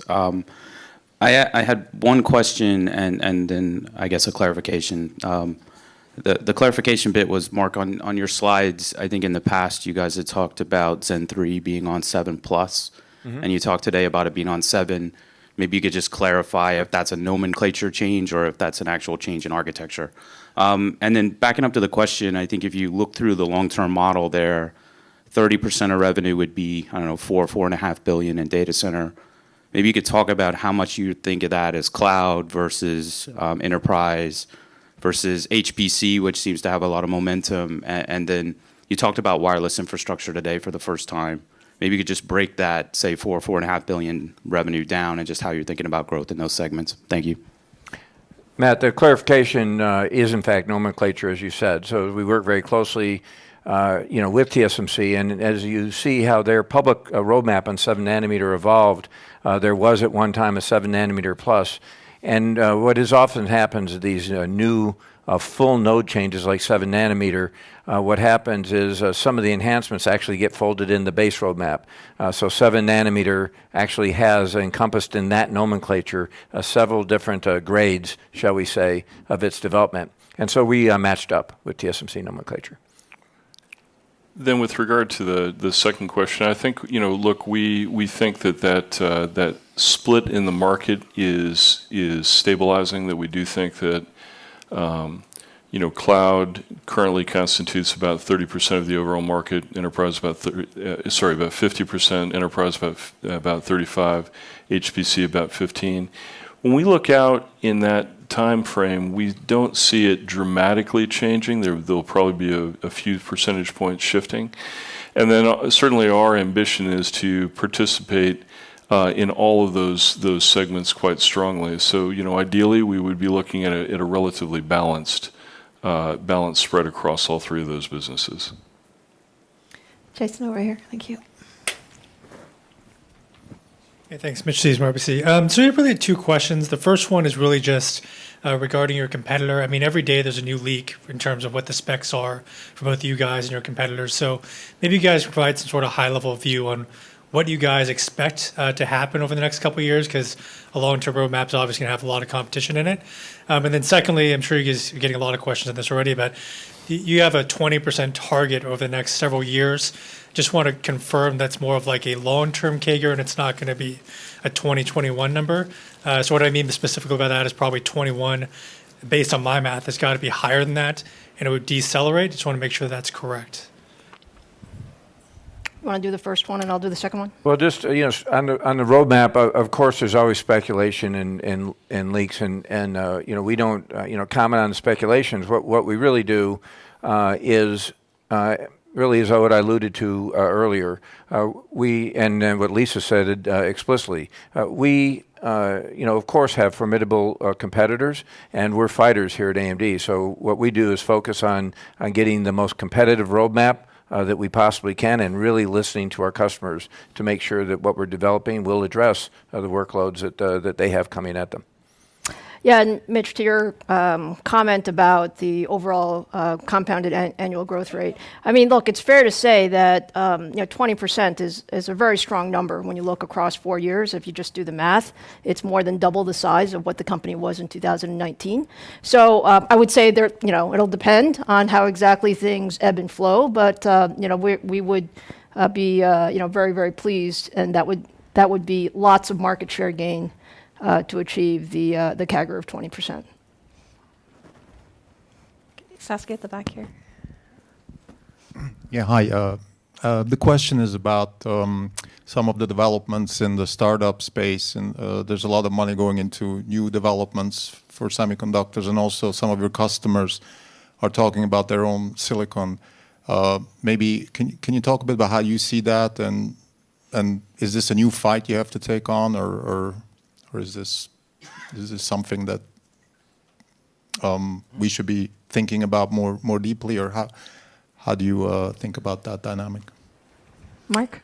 Yeah, I'll start just from just take you back on even the historic view of the industry. There's always been a need for specialized devices. There's been specialized ASICs out there, or starting off in an FPGA implementation. This is how new approaches, new workloads are typically implemented. But when you look at them, they're typically targeted at a more narrow set of workloads, and this won't diminish at all the needs for these very high-performant, easy-to-program GPUs and CPUs we have out there. The code that's out there already leveraging these approaches is massive. And you also commented on some of the larger companies developing their own silicon. Again, in a market where there's an insatiable growth of compute demand, there's room for these tailored solutions. And so, it's an ecosystem. We're very, very confident on our growth, as we shared with you today, and there's plenty of room for tailored solutions in the industry. Some of them will have staying power, others won't, but there will always be a need for these easy-to-program general-purpose solutions that stay on the competitive path that we set out and are implementing here at AMD. Jason goes here. Your R&D efficiency is really impressive, and you sort of highlighted a couple areas where you're getting there. Emulation, simulation, concurrent software, hardware design, and modularity. Yeah. Everybody else is doing sort of the same thing, and I'm just wondering if you could give a little more color as to how you get in there and how you're getting these products out so fast relative to your competitors with fewer dollars. Well, I'll start and. Are you trying to get Mark a Well raise? done, The short answer is necessity is the mother of invention. So when, just speaking candidly, when you look at the turnaround we were facing, and we really couldn't have the kind of investment that we would have liked to have had. The things I talked about aren't something that we're trying to do now. What I shared with you over my comments was looking back at what we implemented and allowed us to deliver these high-performance products to market. So it's a really credit to the team and how they responded to the challenges we faced in bringing AMD back to high performance. And the good news is they love it, and so we don't see any lack of that kind of innovation of how to improve going forward. Great. Thank you. Nathan Brookwood, Insight 64. You were very explicit when you talked about Genoa being based on 5 nanometer technology, but you were less specific when you talked about the advanced versions of RDNA and cDNA being on an advanced node. Can you give us some color on that advanced node and why you are characterizing the one very explicitly and the other kind of very generically? So maybe let me take that. I think when you look at our processor roadmap, again, we have the win from El Capitan. It is a 5 nanometer roadmap to get some of the performance efficiencies that we need to get. As it relates to RDNA and cDNA, David has a lot of things in the hopper, and we will talk more about what node and what architecture and all that stuff as we get closer to product. Great. Jason? Thanks. Blaine Curtis, Barclays. So just want to ask on the data center GPU market, maybe you could just talk about that split to the CDNA. What exactly is different versus in graphics? Is it just you're adding acceleration, or is there something more fundamentally different? And then just from a competitive landscape wise, unlike in CPU, your competitor should have 7 nanometer this year. Can you just describe where you see the differentiation in the data center market for your product? Sure. I think, as I mentioned in my presentation, right, the big part of that cDNA optimization is indeed adding some more higher density math, right, for HPC and for some of the what we call the tensor ops, the matrix acceleration ops that are needed for HPC and machine learning acceleration. So I would say that's a very big part of innovation on the cDNA. And of course, right, we say we are optimizing the architecture also for compute. So that does mean we are putting less focus on other operations that are less important for high performance computing. So those the possibility, the opportunities for us to reclaim the silicon area to enhance the compute capabilities. I think the other big one, though, is what Mark talked about, the infinity architecture.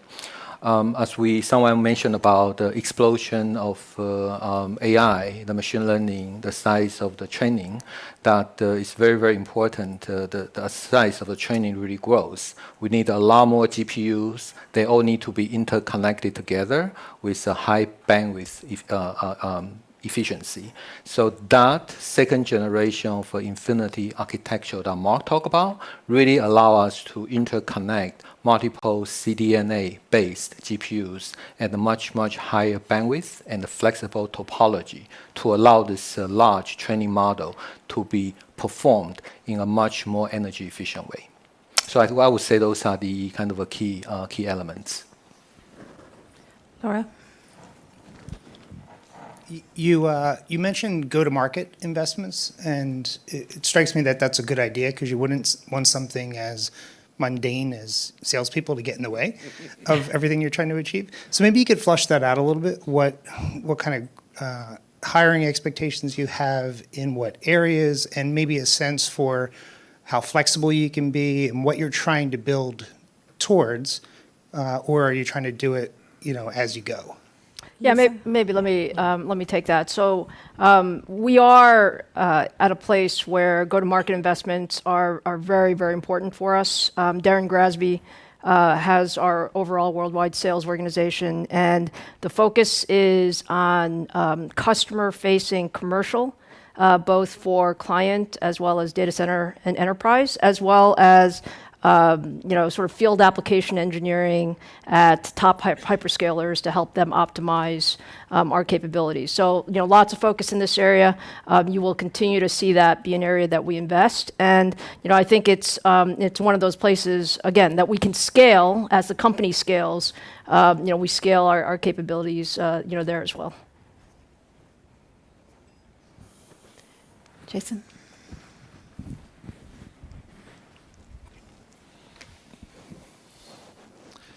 Shane Rao with IDC. Forrest, my question's regarding data center GPU. Remember the three application segments you highlighted of virtualization, MI, and HPC. Could you map your existing product line and which product lines serve those three applications? And if then you could then allow a quick follow-up. Yeah, sure. So right now we have, if you look at the virtualization or cloud gaming space, I think we've got some of our MI parts in current GCN-based MI parts in the virtualization space and in the cloud gaming space. We certainly see, looking forward, the CDNA parts, particularly starting with the ones later this year, are going to build on the wins that we've already had with our existing architecture and focus those in the MI and HPC segments. On the virtualization side, it'll be a mixture of parts going forward. If you allow me to map into more product names, as in, you've got the V340 series. You've got business with in cloud with Stadia, and you have Radeon Instinct. And I'm trying to map those into those applications that you highlighted earlier, and get a sense for where you stand now, given where your strategy that you just highlighted is going to take you as far as server GPU. I don't think we get into the details of the product mapping, particularly if they're embedded in our customers' end products. So I think I'll stand by what I said a moment ago, which is we've got some of the existing MI products in the virtualization space based on GCN architecture, and we certainly see CDNA driving heavily into MI and HPC going forward. And then if you allow under MI, would you segment MI in a training versus inferencing way? And do you consider both of them under the TAM of MI? I think we definitely consider both of them under the TAM of accelerated MI. Saskia over here. Hi, Harsh Kumar, Piper Sandler. So you talked about CDNA and unified data. Is that in Milan or the generation after that? And then also, my understanding from this is that the data will appear in the same way to a CPU and a GPU. Is that roughly accurate? And how big a deal is that to your end customers? And when your competitor comes out with their GPUs, how easy or hard is it for them to emulate something like this? A number of questions there. Maybe I'll take one of the first one and then leave the others to David. All that we've said so far on the supercomputers is that Frontier is based on a future custom EPYC processor, and then El Capitan is based on Genoa. I think that's all that we've said thus far on the processor side. I think on the given our CDNA2, that has a hardware coherency, right? That allow us to have the data in its preferred location instead of needs to be replicated on the GPU or CPU or copy to each other. A very simple example is, CPU is doing pre-processing on a set of data, and that needs to be processed again by GPU, and then have to pass back to CPU for post-processing.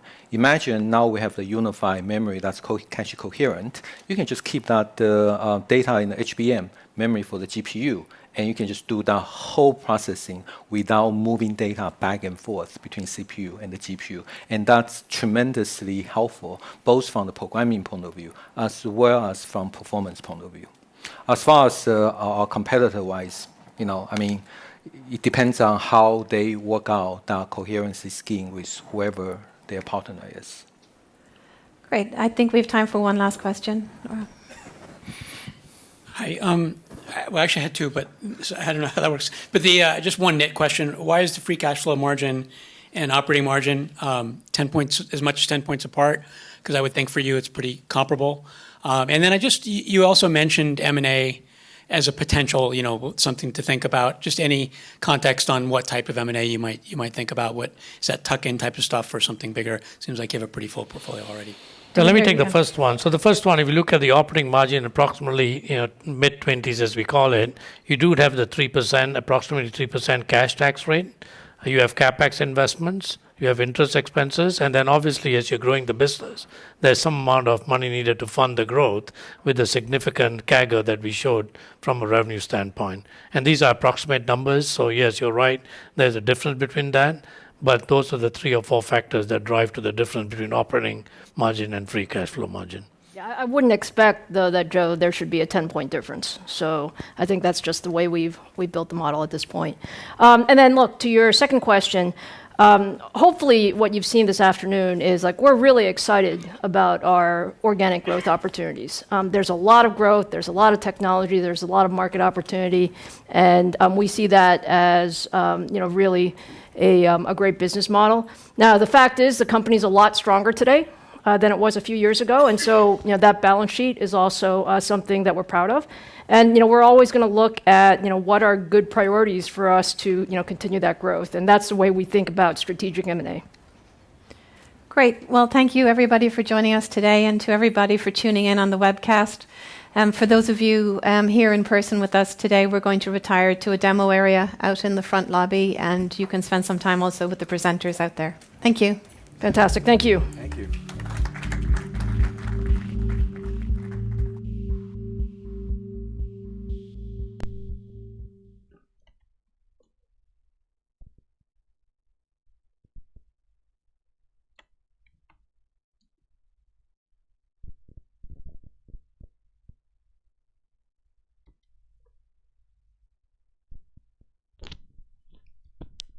Okay, so that's a wrap, guys.